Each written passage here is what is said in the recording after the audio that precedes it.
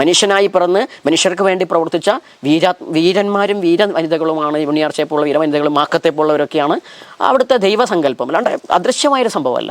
അപ്പോൾ അതായത് ചണ്ടാളൻ കേവലം ഒരു കഥാപാത്രമല്ല, ശങ്കരൻ പറഞ്ഞതുമല്ല, കൃത്യമായി ശങ്കരന് ബോധ്യപ്പെട്ടിട്ടുള്ള ഒരു വ്യക്തിയാണ്. അംബേദ്കർ എന്തുകൊണ്ടാണ്, ഇപ്പം എനിക്ക് മാത്രമല്ലല്ലോ, അംബേദ്കർ ജാതി ഉപേക്ഷിച്ച വ്യക്തിയല്ലേ. പിന്നെ അപ്പൊ അംബേദ്കറെ ദളിതനാക്കേണ്ട ആവശ്യമൊന്നുമില്ല.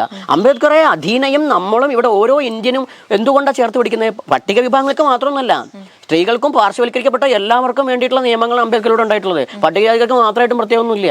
ആ പാർശ്വവൽക്കരിക്കപ്പെട്ട ഓരോരുത്തരെയും ചിന്തിച്ചിട്ടാണ് പറഞ്ഞത്. അല്ല ആർട്ടിക്കൽ 341, 342 SC/ST പറഞ്ഞു വെച്ചു. അതും SC/STയിൽ ആളെ ചേർക്കുന്നത് അംബേദ്കറുടെ ആശയമോ അല്ല. പക്ഷെ ഞാൻ അത് കഴിഞ്ഞു വരുമ്പോൾ ഈ കർമ്മബ്രാഹ്മണ്യം എവിടെ ഇല്ലാന്ന്, സംഘപരിവാറിന്റെ ആളുകളുടെ ക്ഷേത്രത്തിൽ പോയപ്പോൾ ചെയർമാൻ ആരാ മണിയടിക്കാന്ന് ചോദിച്ച ആൾക്കാരാണ് ഏലംകുളത്തെ സംഘപരിവാറുകാർ, അറിയില്ലേ? അപ്പൊ സ്വാഭാവികമായിട്ടും RSSകാരുടെ കമ്മ്യൂണിസ്റ്റുകാരെ നിരന്തരം വിളിക്കുകയാണ്. ചെയർമാൻ എങ്ങനെയാ നമ്പൂരിയാവുക ചോദിച്ചിട്ട് നിത്യേന വിളിച്ച് തെറി പറയുകയാണ് DYFIക്കാർ. അതിൻ്റെ ശേഷിപ്പ് ഇപ്പോൾ അടുത്ത് ഈ വാർത്ത വന്നപ്പോൾ ഏലംകുളത്തിന് നായർ DYFIക്കാരൻ, ഞാൻ എല്ലാവരെയും പറയില്ല കേട്ടോ, ആ പാർട്ടിക്കാരെല്ലാവരും മോശക്കാരല്ല, RSSകാരെല്ലാവരും മോശക്കാരല്ല, പക്ഷെ മറിച്ച് ഈ ചിന്തയുള്ളവന്മാരൊക്കെ കൂട്ടത്തിലുണ്ട്. ഇയാളെ പോസ്റ്റ് ഇട്ടു, ഇതാ ഇവൻ വന്നിരിക്കുന്നു ബിജു നാരായണ ശർമ്മ ചെണ്ടാളൻ എന്നൊക്കെ പറഞ്ഞിട്ട്. കാരണം നായരാ അന്നേ തുടങ്ങിയ പണിയായി ഇവൻ. ആ ചെറുമൻ അവിടെ പോയി പൂജിക്കുമ്പോൾ ഏലംകുളം EMSനാണല്ലേ, EMS തറവാട്ടിൽ തന്നെ ഒരു ക്ഷേത്രമുണ്ട്. അവർ മനയ്ക്ക് ഉള്ളിലൊരു ഭഗവതി ഉണ്ട്, പുറത്തൊരു ഭഗവാനും ഉണ്ട്. ഇപ്പോൾ ശ്രീരാമനാന്നാ പറയുന്നത് കേട്ടോ, മനസ്സിലാക്കണം. EMSന്റെ അമ്പലത്തിലിരിക്കുന്നത് ശ്രീരാമനാന്നാ പറയുന്നത്. എൻ്റെ ദൈവം ഞാൻ തന്നെയാണ്. എനിക്കൊരു ഗ്ലാസ് വെള്ളം കുടിക്കണം, ഞാൻ അടുത്ത് കുടിക്കണം. ദൈവമേ വെള്ളം തരൂ എന്ന് പറഞ്ഞാലൊന്നും വെള്ളം കിട്ടൂല. അപ്പം എൻ്റെ ദൈവം ഞാനാണ് എന്നാൽ ഞാൻ മാത്രമല്ല, കാരണം എനിക്ക് ആ വെള്ളം കിട്ടണമെങ്കിൽ കയറുത്താൻ ആൾ വേണം, അവരും ദൈവമാണ്. കപ്പിയും കയറും വേണം, അവനും ദൈവമാണ്. എന്നെ സംബന്ധിച്ച് എന്നെ സഹായിക്കുന്നവർ, വിശക്കുന്നവന് ഭക്ഷണം കൊടുക്കുന്നവൻ എന്നെ സംബന്ധിച്ച് ദൈവം. ഭരണം വേണ്ട, അധികാരം വേണം. എനിക്കല്ല, എൻ്റെ ജനതയ്ക്ക്. രണ്ടും തമ്മിൽ വ്യത്യാസമുണ്ട്. പാണക്കാട് തങ്ങൾ ഭരിക്കാറില്ല, സോണിയാഗാന്ധി ഭരിക്കാറില്ല, മോഹൻ ഭഗവത് ഭരിക്കാറില്ല. മനസ്സിലായില്ലേ? അധികാരമാണ്. അധികാരമില്ലാത്തടത്തോളം കാലം എന്ത് ശ്രീലങ്ക കയറിയാലും ശരി, മുർമു ആയാലും രാംനാഥ് കോവിന്ദ് ആയാലും ശരി, മോദി ആയാലും ശരി, അധികാരം മറ്റൊരാളുടെ കയ്യിലാണെങ്കിൽ അടിയാളിനെ പോലെ പണിയെടുക്കേണ്ടി വരും. കാരണം നിയമം പറഞ്ഞ് പേടിപ്പിക്കാനേ ഞാൻ പാടത്ത് പണിയെടുക്കുന്ന അന്നത്തെ കാലത്തെ കോരനും മുണ്ടനൊന്നുമല്ല. അത്യാവശ്യം നീതിബോധവും ഭരണഘടനാ ബോധമുള്ളതാണ്. നിയമം CIക്കല്ല SP അല്ലെങ്കിൽ പറഞ്ഞു കൊടുക്കാൻ പറ്റും. Atrocity act. ഞങ്ങൾക്ക് നീതി ലഭിക്കുന്നില്ല.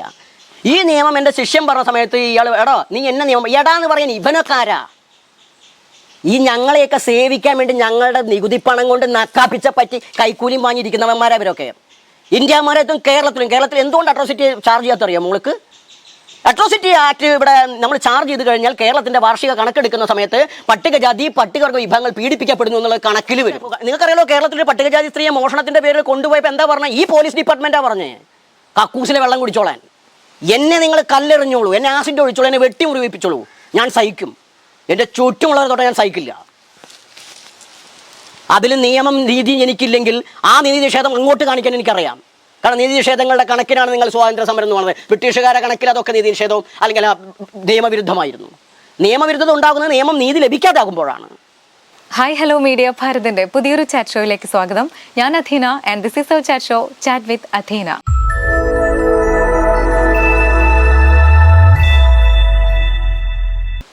ഇന്ന് നമ്മുടെ അതിഥി സോഷ്യൽ മീഡിയയിൽ വളരെ വൈറലായിട്ട് നിൽക്കുന്ന ഒരു വ്യക്തിയാണ്. ചണ്ടാള ബാബയാണ് നമ്മുടെ അതിഥി. നമസ്കാരം. നമസ്തേ. നമസ്തേ. ഈ ഒരു വൈറലായി നിൽക്കുന്ന ഈ ഒരു സാഹചര്യത്തിൽ എന്താണ് തോന്നുന്നത്? അല്ല, വൈറലായി നിൽക്കാറുണ്ട്. ഇപ്പോൾ കുറച്ച് ആൾക്കാരോടെയും കണ്ടുപോയത് മാത്രമേ ഉള്ളൂ. നമ്മൾ ഓൾറെഡി ഈ ആധ്യാത്മിക മണ്ഡലത്തിൽ ആദ്യം തൊട്ടുള്ള ഒരാളാണ്. ആദ്യം മുതലേ വൈറലാണ്. വൈറൽ കാരണം അതിപ്പോൾ നിങ്ങളിപ്പോൾ വെച്ചാൽ അതിന് പദം ഉപയോഗിക്കാന്ന് മാത്രമേ ഉള്ളൂ. ഇപ്പം ആളുകൾ കണ്ടിരിക്കുന്നത് കൂടുതലും വെച്ചാൽ നെഗറ്റീവായിട്ടാണ് കണ്ടിരിക്കണേ തോന്നുന്നു. നമ്മളതിന് മുമ്പേ നമ്മൾ സാമൂഹികമായിട്ട് മരട് ഫ്ലാറ്റ് വിഷയത്തിലായാലും ശരി, പിന്നെ അല്ലെങ്കിലും ഭൂസമരങ്ങളുമായി ബന്ധപ്പെട്ടിട്ട് ഈ SC/ST വിഷയങ്ങൾ, ആത്മീയമാവട്ടെ ഭൗതികമാവട്ടെ, അല്ലാണ്ട് ഹിന്ദു സംബന്ധിയായിട്ടുള്ള വിഷയങ്ങളിലൊക്കെ, ശബരിമല പ്രക്ഷോഭം, ഇതിലൊക്കെ നമ്മൾ നമ്മളുടേതായ രീതിയിൽ പ്രവർത്തിച്ചിട്ടുണ്ട്. അപ്പോൾ സാമൂഹികവും രാഷ്ട്രീയവും ആത്മീയമായിട്ടുള്ള എല്ലാ സമസ്ത മണ്ഡലങ്ങളിലും വിവിധ രാഷ്ട്രീയം, ഇപ്പോൾ മുസ്ലിം ലീഗ് ആയാലും ശരി, അല്ലെങ്കിൽ ഇപ്പോൾ സംഘപരിവാർ ആയാലും ശരി, ഈവൻ SDP ആയാലും ശരി, ഇവരൊക്കെ ക്ഷണിക്കപ്പെട്ട പൊതുവേദിയിലേക്ക് നമ്മൾ പോവുകയും നമ്മുടെ അഭിപ്രായങ്ങൾ, ഇപ്പോൾ അംബേദ്കറുടെ ഇന്ത്യ എന്നുള്ള വിഷയം സംസാരിക്കുക, അതൊക്കെ നമ്മൾ പോയിട്ടുള്ളതാണ്. പക്ഷേ ഇപ്പോൾ ആളുകൾ കാണുന്നത് വേറെ എന്തോ ഒരു വ്യൂ നമ്മൾ വന്നിട്ടുണ്ട്. അതിന് കുഴപ്പമില്ല, അതിന് നമ്മൾ സ്വാഗതം ചെയ്യുകയാണ്. സന്തോഷം, എങ്ങനെയാലും നമ്മളെ അറിയട്ടെ. ഈ കഴിഞ്ഞ മഹാചണ്ടാള ജയന്തിയോടനുബന്ധിച്ചുണ്ടായ ആ സംഭവ വികാസങ്ങളൊക്കെയാണ് ഇപ്പോൾ ഏറ്റവും എന്താ പറയുക, അത്രയും ഞാനിപ്പം നേരത്തെ യൂസ് ചെയ്ത അതേ വാക്ക് താങ്കളെ വൈറലാക്കാനായിട്ട് ഒരു കാരണമായി തീർന്നത് അല്ലേ? അങ്ങനെ ഒരു സംഭവം അരങ്ങേറുന്നതിന് പിന്നിലുള്ള ദൗത്യം എന്താണെന്നൊന്ന് പറയോ? തീർച്ചയായും ആ ചോദ്യം എനിക്ക് വല്ലാണ്ട് ഇഷ്ടമായി. എന്താ വെച്ചാൽ നമ്മളുടെ ഇപ്പം നമ്മളുടെ ഈ രാജ്യത്തെ സംബന്ധിച്ചും ലോകത്തെ സംബന്ധിച്ചും ഓരോരുത്തർക്കും ഓരോ അഭിപ്രായങ്ങൾ പറയാനുണ്ട്. ചിലപ്പോൾ വ്യക്തിപരമായിരിക്കും, ഒരു കൂട്ടത്തിൻ്റെ ആയിരിക്കാം. ഞാൻ ഏറ്റെടുത്തിരിക്കുന്ന എൻ്റെ വ്യക്തിപരവും ഒരു സമൂഹത്തിൻ്റെയും ആ ആശയത്തെ ലോകത്തോട് പറയുക എന്നുള്ളതാണ്. പ്രത്യേകിച്ച് നമ്മുടെ ഇന്ത്യ എന്ന് പറയുന്നത് വെച്ചാൽ ഭരണഘടനാപരമായിട്ട് മതവിശ്വാസങ്ങൾ ഒരാൾക്ക് വിശ്വസിക്കാനും അതിനെ പ്രചരിപ്പിക്കാനും വിശ്വസിക്കാതിരിക്കാനും ഒക്കെയുള്ള, അതിനെ വിമർശിക്കാനൊക്കെ ഉള്ള അധികാരം അവകാശമുള്ളൊരു നാടാണ് നമ്മുടെ ഭരണഘടനയായിട്ട് നമ്മുടെ രാജ്യം. അപ്പോൾ അതിലെന്താ വെച്ചാൽ ഇപ്പോൾ നമ്മൾ നൂറ്റാണ്ടുകളായിട്ട് അല്ലെങ്കിൽ ഇപ്പോൾ പോലും നമ്മൾ ചർച്ച ചെയ്യപ്പെടുന്ന വിഷയം, ഇപ്പോൾ ഇവൻ പാലക്കാട് പോലും ഒരു എന്താ പറയുക, അന്യസംസ്ഥാന തൊഴിലാളിയിൽ നിന്ന് ജോലി എടുക്കുന്ന സമയത്ത് അയാളെ അടിച്ചു കൊന്ന സമയത്ത് നമ്മൾ വാർത്തയാക്കുമ്പോൾ പറഞ്ഞത് അതിൽ ദലിതനാണ് ഏറ്റവും, ഒരു മനുഷ്യനാണതിനപ്പുറം ഒരു സ്വരം ഉയരുന്നുണ്ട്. മറ്റ് സമുദായക്കാരിലൊന്നും ആ പേര് വരാറില്ല. അപ്പോൾ ഒരു ദലിതനാണെന്ന് പറയുമ്പോൾ അതെന്തൊരു സവിശേഷത അവർക്കുണ്ട്, അല്ലെങ്കിൽ എന്തോ ഒരു കാര്യം അവരെക്കുറിച്ച് പറയാൻ ഈ രാജ്യത്തുള്ള ഓരോരുത്തർക്കും ഉണ്ട്. അത് ജാതിക്കും മതത്തിനും അപ്പുറം പലർക്കും പറയാനുണ്ട്. അപ്പോൾ അത് ഇന്ന് തുടങ്ങിയതല്ല, നൂറ്റാണ്ടുകളുടെ പഴക്കമുണ്ട്.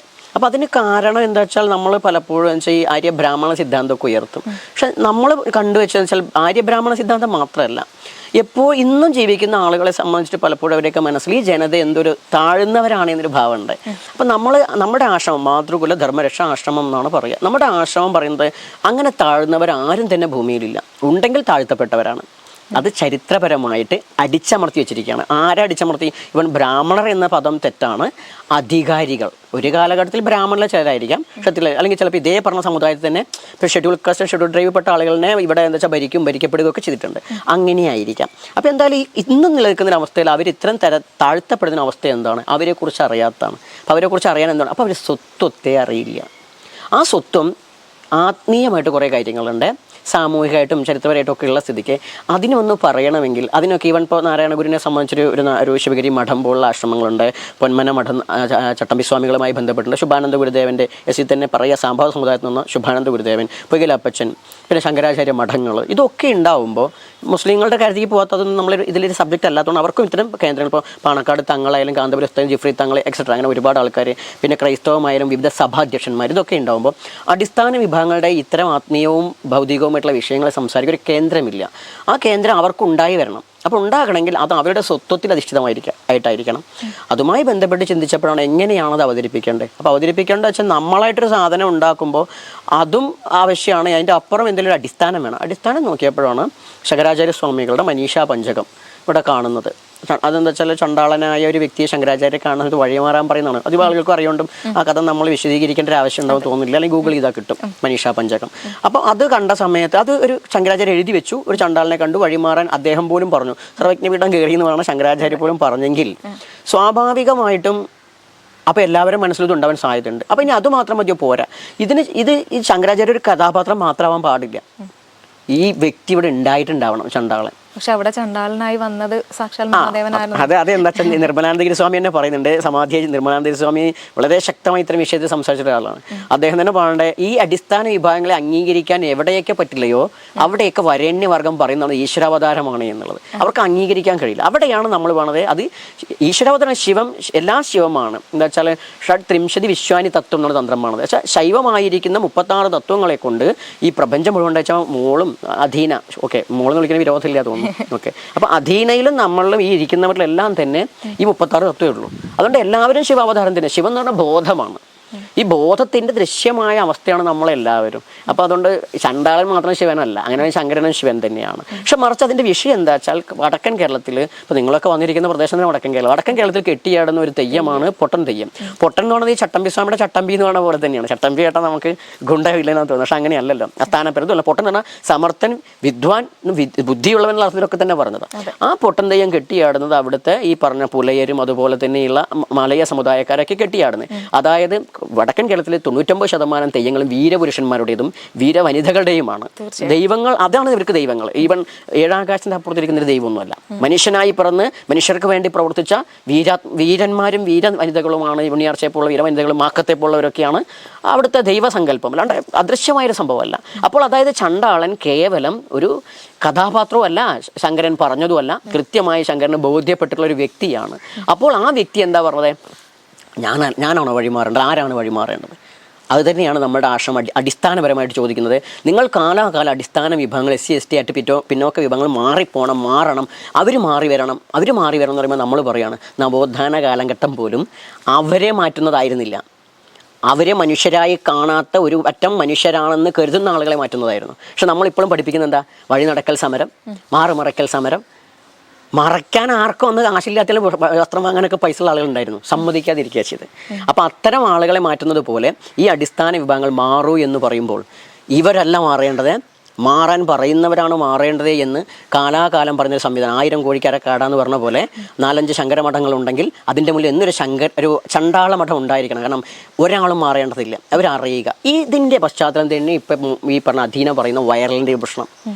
സമൂഹം നമ്മളോട് മാറാൻ പറയാണ്, നിങ്ങൾക്ക് പണിയെടുത്ത് ജീവിച്ചൂടെ, ഇതൊക്കെ ആൾദൈവമല്ലേ, പുതിയ ആൾദൈവം വന്നിട്ടുണ്ട്, ഇവനെന്താ ഭ്രാന്താണോ, ഇതൊക്കെ എന്തൊക്കെ കാട്ടിക്കൊടുത്ത് കേരളമല്ലേ.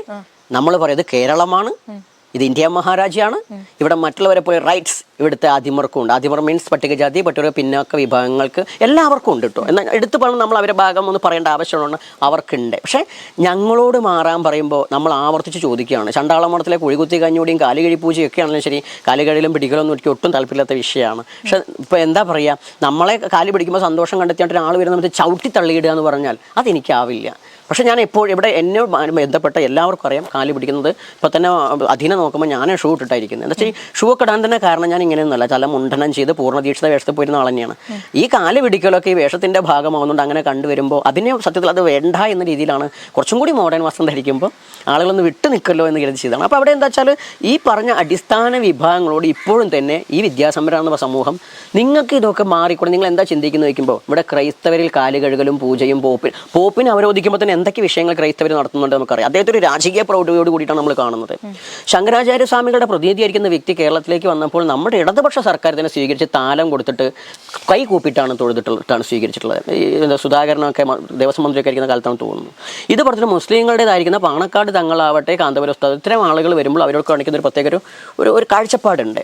അപ്പോൾ ഇത്തരം ആചാരാനുഷ്ഠാനങ്ങൾ എല്ലാ വിഭാഗങ്ങളും നടത്തുമ്പോൾ എന്തിനാണ് ഇതൊന്നും ആരും എടുത്ത് കാണിച്ച് ചോദിക്കുന്നില്ല, എല്ലാവരിലും ഉണ്ട്. അപ്പോൾ അടിസ്ഥാന വിഭാഗങ്ങൾക്ക് ഇത് പറ്റില്ല എന്ന് പറയുമ്പോൾ അവരോടുള്ള എല്ലാ കാലത്തെയും ചണ്ടാളം, നമ്മൾ മരിച്ചാലും ചണ്ടാളപാടും മരിക്കില്ല, ആശയം മരിക്കില്ല, അതിനുള്ള അടിത്തറ പാകിട്ട് തന്നെയാണ് പോകുന്നത്. പക്ഷേ നമ്മൾ ദൈവമാണെന്ന് പറഞ്ഞാൽ നമ്മൾ അംഗീകരിക്കുന്നില്ല കേട്ടോ. നമ്മൾ ദൈവമാണെങ്കിൽ നിങ്ങളും ദൈവമാണ്, നിങ്ങൾ ദൈവം അല്ലെങ്കിൽ നമ്മളും ദൈവമല്ല. നമ്മൾ പറയുന്നത് ഭൂമിയിലെ ദൈവം മനുഷ്യരാണ്, മനുഷ്യർ തന്നെയാണ് പിശാചും. അത് പിശാചാവണോ ദൈവമാണോ എന്നുള്ളത് ആളെ തീരുമാനിക്കുക. ദൈവം എന്ന് പറഞ്ഞാൽ അറിവെന്ന് പറഞ്ഞാൽ ഇതന്നെയാണ് എല്ലാവരും നന്മ കാണുന്നവർ എന്നുള്ളത്. പക്ഷേ ഇല്ലേ, ആൾക്കാർ ഇതുപോലെ ഇങ്ങനെ കീറി പരിശോധിക്കാനുള്ള ഒരു കാരണം എന്താണെന്ന് വെച്ചാൽ, ഇപ്പോൾ താങ്കൾ തന്നെ പറഞ്ഞു, ഇതുപോലെ സമൂഹത്തിൽ ഒരുപാട് കാലാകാലങ്ങളായിട്ട് ഈ ഒരു വിഭാഗക്കാർ അനുഭവിക്കേണ്ടി വന്നിട്ടുള്ള അതിനൊക്കെ വേണ്ടിയിട്ടാണ് ഇങ്ങനെയൊരു പൂജ അല്ലെങ്കിൽ ഇതേപോലെ മഹാചണ്ടാള ജയന്തി ദിവസം ഇങ്ങനെ ഒരു സംഭവം അരങ്ങേറിയത് എന്ന് പറഞ്ഞു. പക്ഷേ എന്തുകൊണ്ട് പിന്നെയും മറ്റുള്ളവർ ഇതുപോലെ ചെയ്യുന്നു എന്ന് വിചാരിച്ച് നമ്മളത് ചെയ്യേണ്ടതുണ്ടോ? അവിടെയാണ് എന്താ വെച്ചാൽ നമ്മൾ ഹിസ്റ്റോറിക്കലി കുറച്ച് കാര്യമാണ്. അത് ഭക്തി മാത്രമല്ലേ, കേവലം ഭക്തിയാണെങ്കിൽ ആ രീതിയിൽ ഇരുന്നാൽ മതി. നമ്മൾ തന്നെ സത്യം പറഞ്ഞ ഏകദേശം 1-2 മണിക്കൂറാണ് അതിൽ ചണ്ടാള എന്ന സ്വരൂപത്തിലിരിക്കുന്നത്. അത് നിങ്ങളിപ്പോൾ മറ്റേത് വിഷയത്തിൽ ദൈവികമായിട്ട് ഇപ്പോൾ ഭാരതത്തിൻ്റെ ലോകത്തിൻ്റെ ഏത് കോണിലും ഇപ്പോൾ പോപ്പിന് പോലും വസ്ത്രം ഉണ്ടെന്ന് നമ്മൾ പറഞ്ഞു. പോപ്പ് പാന്റ് ഷർട്ട് കിട്ടുന്ന സമയം ഉണ്ടാവും, സാധാരണ ഫ്രീ ആയിട്ടിരിക്കും. പക്ഷെ അവർക്കൊരു ഔദ്യോഗിക വസ്ത്രമുണ്ട്. ആ ഔദ്യോഗിക വസ്ത്രം നമ്മളെ ആശ്രമത്തിനുണ്ട്. നമ്മുടെ മറ്റുള്ളവർ ചെയ്യുന്നത് കൊണ്ടല്ലാന്ന്, ഞങ്ങൾ പണ്ടേ ചെയ്യുന്നുണ്ടെന്ന്. ഞങ്ങൾ ചെയ്യുമ്പോൾ മാത്രം എന്താ പ്രശ്നമായി ചോദിക്കണതേ അല്ല, ഞങ്ങൾ ചെയ്യുമ്പോൾ മാത്രം എന്താണ് പ്രശ്നം എന്നല്ല കാര്യം. അതൊക്കെ മാറപ്പെടുവല്ലേ ചെയ്യേണ്ടത്. ആദ്യം പറഞ്ഞു താങ്കളിപ്പോൾ ചെറുപ്പം മുതലേ ജാതീയമായിട്ട് അധിക്ഷേപം ഒരുപാട് ഏറ്റുവാങ്ങിയിട്ടുള്ളതാണെന്ന് ഞാൻ വീഡിയോയിലും കണ്ടിട്ടുണ്ട്, വായിച്ചു പറഞ്ഞിട്ടുണ്ട്. അപ്പോൾ അതുകൊണ്ട് തന്നെ അതൊക്കെ അങ്ങനെ ഒരു സമ്പ്രദായം ഈ സമൂഹത്തിൽ ഉണ്ടാവരുത് എന്നുള്ള രീതിയിലല്ലേ ചിന്തിക്കേണ്ടത്. പണ്ട് ഇങ്ങനെയുള്ള ആചാരങ്ങൾ എന്ന് പറഞ്ഞത് ഞാൻ കേട്ടു. കാരണം ഒരുപാട് തവണ ആവർത്തിച്ച് വന്നതാണ് ആചാരമായി മാറിയതെന്ന് താങ്കൾ തന്നെ പറയുന്നത് ഞാൻ കേട്ടിട്ടുണ്ട്. ഓക്കെ, അതൊന്നും വേണ്ട, ഈ സമൂഹത്തിൽ അങ്ങനെ ജാതീയമായിട്ടുള്ള വേർതിരിവൊന്നും ഇനി വേണ്ട എന്നുള്ള രീതിയിൽ പറഞ്ഞിട്ടുണ്ടെങ്കിൽ അത് ആൾക്കാരെ ജാതി വിഷയമല്ല കുട്ടി, ജാതിയല്ല, ഒരു വിഭാഗവും പറഞ്ഞുതരാം. ഇത് സമ്പ്രദായമാണ്. അതായത് ഇപ്പൊ നമ്മൾ പന്ത് കളിക്കുന്ന നേരത്തെ ഫുട്ബോൾ കളിക്കുമ്പോൾ ഫുട്ബോൾ ആ ബോൾ കൊണ്ട് കളിക്കണം, ടെന്നീസ് ബോൾ കൊണ്ട് കളിക്കാൻ പറ്റില്ല. ഈ രാജ്യത്ത് എല്ലാവരും ഈ ലോകത്ത് എല്ലാവരും മതമുള്ളവരാണ്. നിങ്ങൾക്കറിയോ ലോകത്തെ ഏറ്റവും കൂടുതൽ കൺവെർട്ട് ചെയ്യപ്പെട്ട ഒരു സ്വത്വമുള്ള സമൂഹം ഏതാണെന്നുള്ളത്? ഈ ലോകത്തെ ട്രൈബ്സാണ് ഏറ്റവും കൂടുതൽ മറ്റ് മതങ്ങളിലേക്ക് കടത്തിക്കൊണ്ട് പോവുകയാണ് ചെയ്തത്. അവരുടെ പ്രത്യേകത എന്താണെന്നറിയോ? നിങ്ങളിപ്പോൾ പറയുന്നത് ഇവിടെ പൊല്യൂഷനാണ്, വനനശീകരണമാണ്, പാറ പൊട്ടിക്കലാണ്, ഭൂമി അവിടെ ഇപ്പോൾ വയനാട്ടിലാണെങ്കിലും തന്നെ ഉരുൾപൊട്ടലുണ്ടായപ്പോൾ അത് വനനശീകരണത്തിൻ്റെ ഭാഗമാണ് അഭിപ്രായം പറഞ്ഞ ആളുകളൊക്കെ ഉണ്ട്. അങ്ങനെ അല്ലാതെ ഇരിക്കാം. അപ്പോൾ അതായത് ഇതിൻ്റെയൊക്കെ അടിസ്ഥാനം നമ്മൾ പറഞ്ഞ ആത്മീയത അടിസ്ഥാനം ദൈവത്തെ ഉണ്ടാക്കാൻ വേണ്ടിയിട്ടല്ല. ഇപ്പോൾ ഞങ്ങളിപ്പോൾ മണ്ണിനെ ആരാധിക്കുന്ന ഒരു സമ്പ്രദായം അല്ലെങ്കിൽ ഈ സിസ്റ്റത്തിലുണ്ട്. പുലക്കുട്ടിച്ചാത്ത, പുല എന്ന് പറഞ്ഞാൽ മണ്ണ്, തമിഴിൽ മണ്ണ് എന്നാണ് പറയുക. മണ്ണിനെ ദൈവമായി കാണുന്ന സങ്കല്പം. അവിടെ എന്താ കൊടുക്കുന്ന ഉപദേശം? നീയായിട്ട് മണ്ണിനെ മലിനമാക്കരുത്. ഇതിലെവിടെയാണ് തെറ്റല്ലാണ്ട് ഏഴാകാശിനപ്പുറത്തുള്ള ദൈവം വരും, അവിടെ സ്വർഗസ്ഥനായ പിതാവേ അവൻ്റെ അർച്ച് ജലോപരി വിശ്രമിക്കുന്നു, അല്ലെങ്കിൽ എന്താ പറയുക ഇന്ദ്രൻ സ്വർഗ്ഗലോകത്തിൽ ഈ പറഞ്ഞ വജ്രം പിടിച്ചിരിക്കുന്നു, വജ്രായുധം പിടിച്ചിരിക്കുന്നു. ഇതില്ലല്ലോ. അങ്ങനെയാണെങ്കിൽ ദൈവമുണ്ടോ? അതാണ് ഞാൻ എപ്പോഴും എന്നോട് ഇൻ്റർവ്യൂ ഇത്തരം ചോദ്യങ്ങൾ ഞാൻ ചോദിക്കും. എന്താണ് ദൈവം എന്ന് നിങ്ങൾ ഇങ്ങോട്ട് പറഞ്ഞാൽ ഉണ്ടോ ഇല്ലയെന്ന് പറഞ്ഞുതരാം. അധീന പറയുന്ന ദൈവം എന്താന്ന് പറഞ്ഞാൽ ഞാൻ മറുപടി തരാം. അധീന പറയും എന്താണ് അധീനയെ സംബന്ധിച്ച് ദൈവം. ഓക്കെ, അത് ഞാൻ പറയാം. അതിനു മുൻപ് ഇപ്പോൾ ഇവിടെ ഒരുപാട് ഇപ്പോൾ വിളക്ക് വെച്ച ആരാധന എന്നുള്ള രീതിയിൽ ഉണ്ടല്ലോ, അപ്പോൾ അതാരാണ്? ഓക്കെ, ഇപ്പോൾ ഈ കാണുന്ന സ്ഥലത്ത് ഇപ്പോൾ എടുത്തിട്ടുണ്ടൊക്കെ അറിയില്ല. ഇവിടെ നിങ്ങൾ കാണുന്നത് ഒരു ഞങ്ങൾ ജീവലിംഗം എന്നാ പറയാം, എന്നാലും വ്യവസ്ഥാപിത ഭാഷയിൽ ശിവലിംഗം എന്ന് പറയും.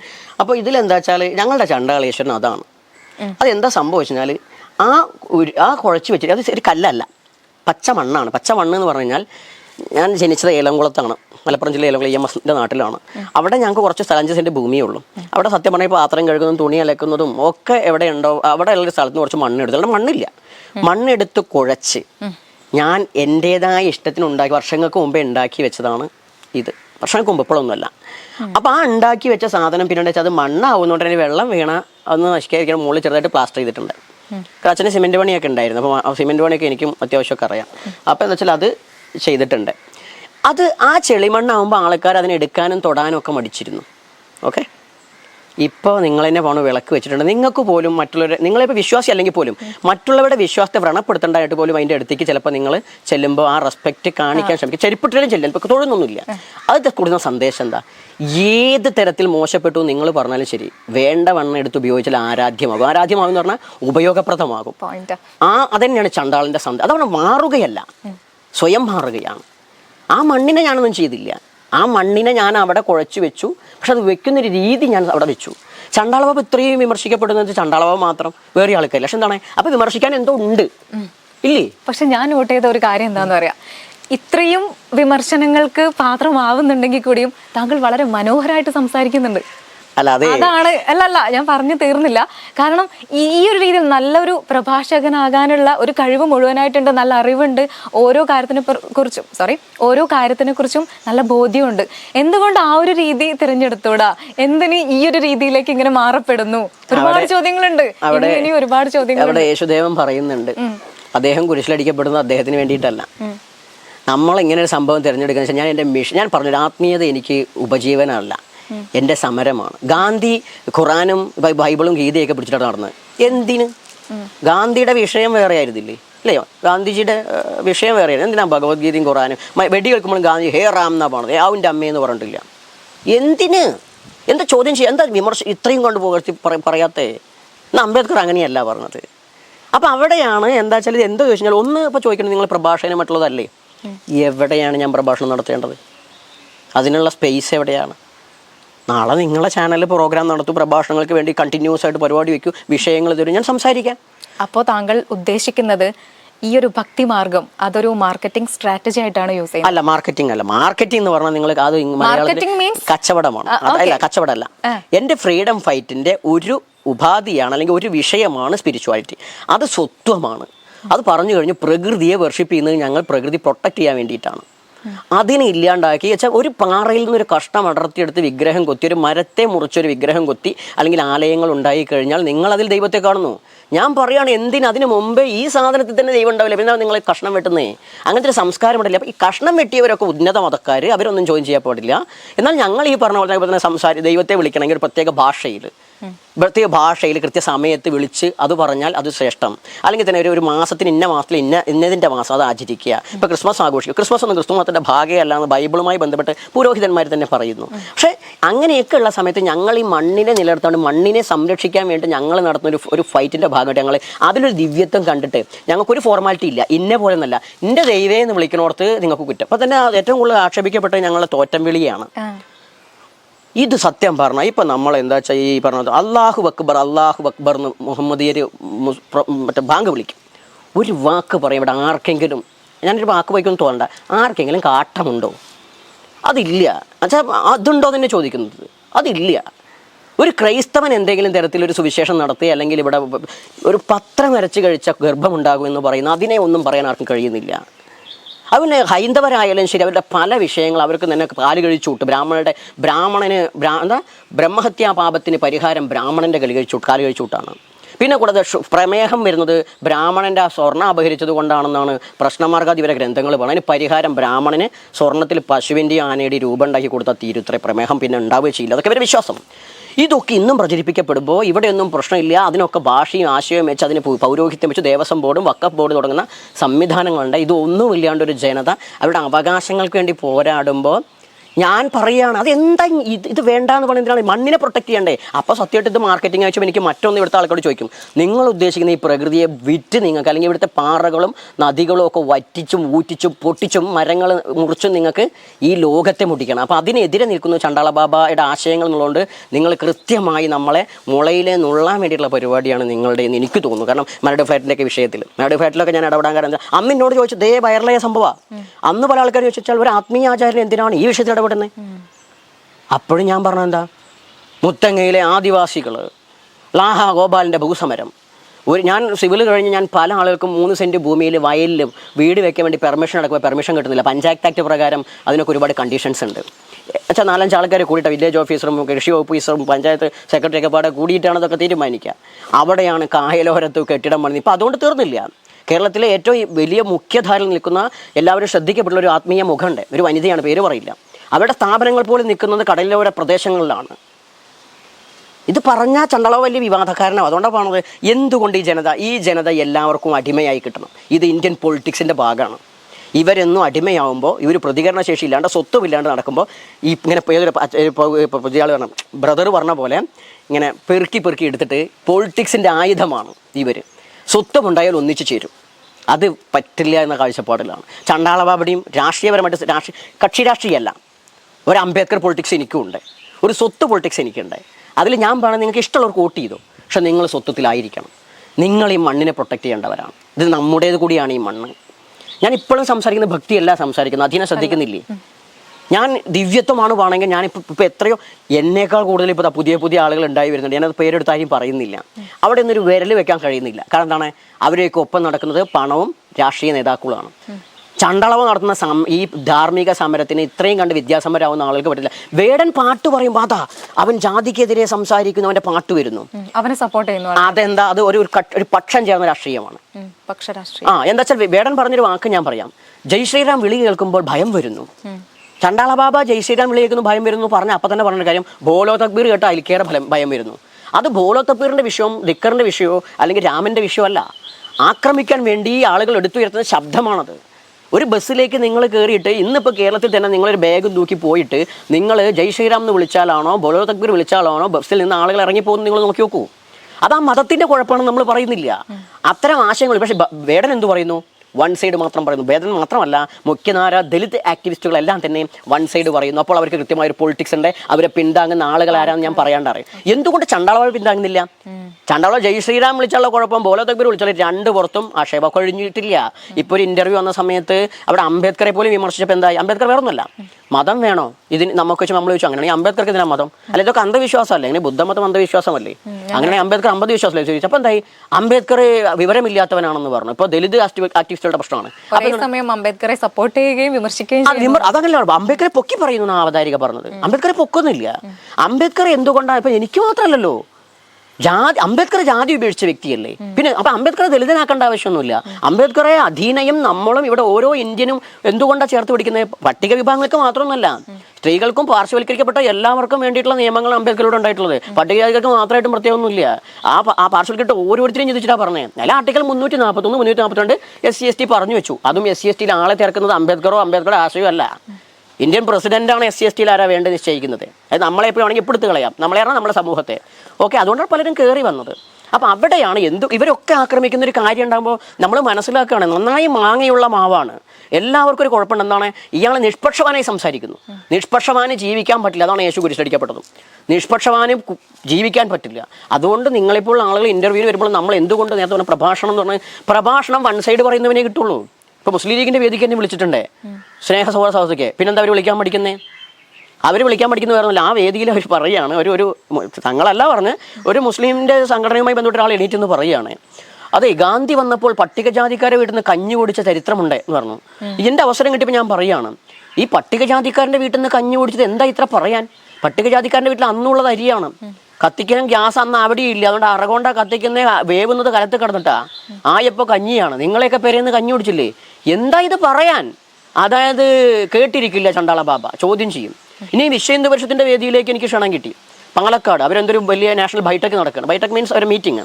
അപ്പോൾ ആ നടക്കുന്ന സമയത്ത് ക്ഷണം കിട്ടി, ആദ്യമായിട്ട് ഒരു ക്ഷണിച്ചു. ഞാൻ പോയി. അവിടെയുള്ള വിഷയതാണ് അവരെന്താ വെച്ചാൽ മത്സ്യവും മാംസം കാര്യങ്ങൾ പറയുമ്പോൾ ഞാൻ ആദ്യമേ പറഞ്ഞതാണ്, മത്സ്യമാംസത്തിൽ കഴിക്കുന്നവർ ഹിന്ദു അല്ല, നിങ്ങൾക്ക് ഒരു അസ്പൃശ്യതയുണ്ട് എന്നുണ്ടെങ്കിൽ ക്ഷണിച്ചു വരുത്തിയിട്ട് 1 മിനിറ്റ് 1.5 മിനിറ്റ് എനിക്ക് സംസാരിക്കാൻ സമയം. ഞാൻ സ്പീഡിലാണ് സംസാരിക്കുന്നത്, സ്വതവേ എൻ്റെ സംസാരം സ്പീഡുണ്ട്.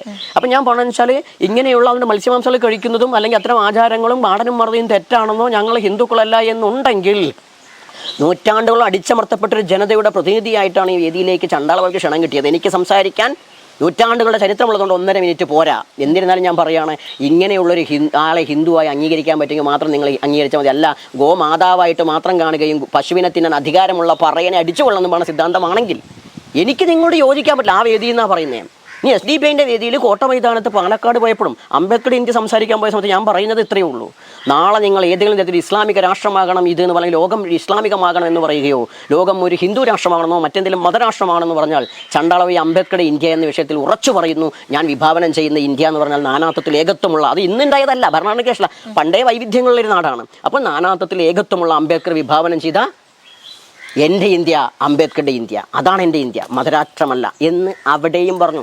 ഇങ്ങനെ പറഞ്ഞു പോകുന്നവനെ ആര് വിളിക്കും? വിളിക്കണമെങ്കിൽ പക്ഷം ചേരണം മദീന.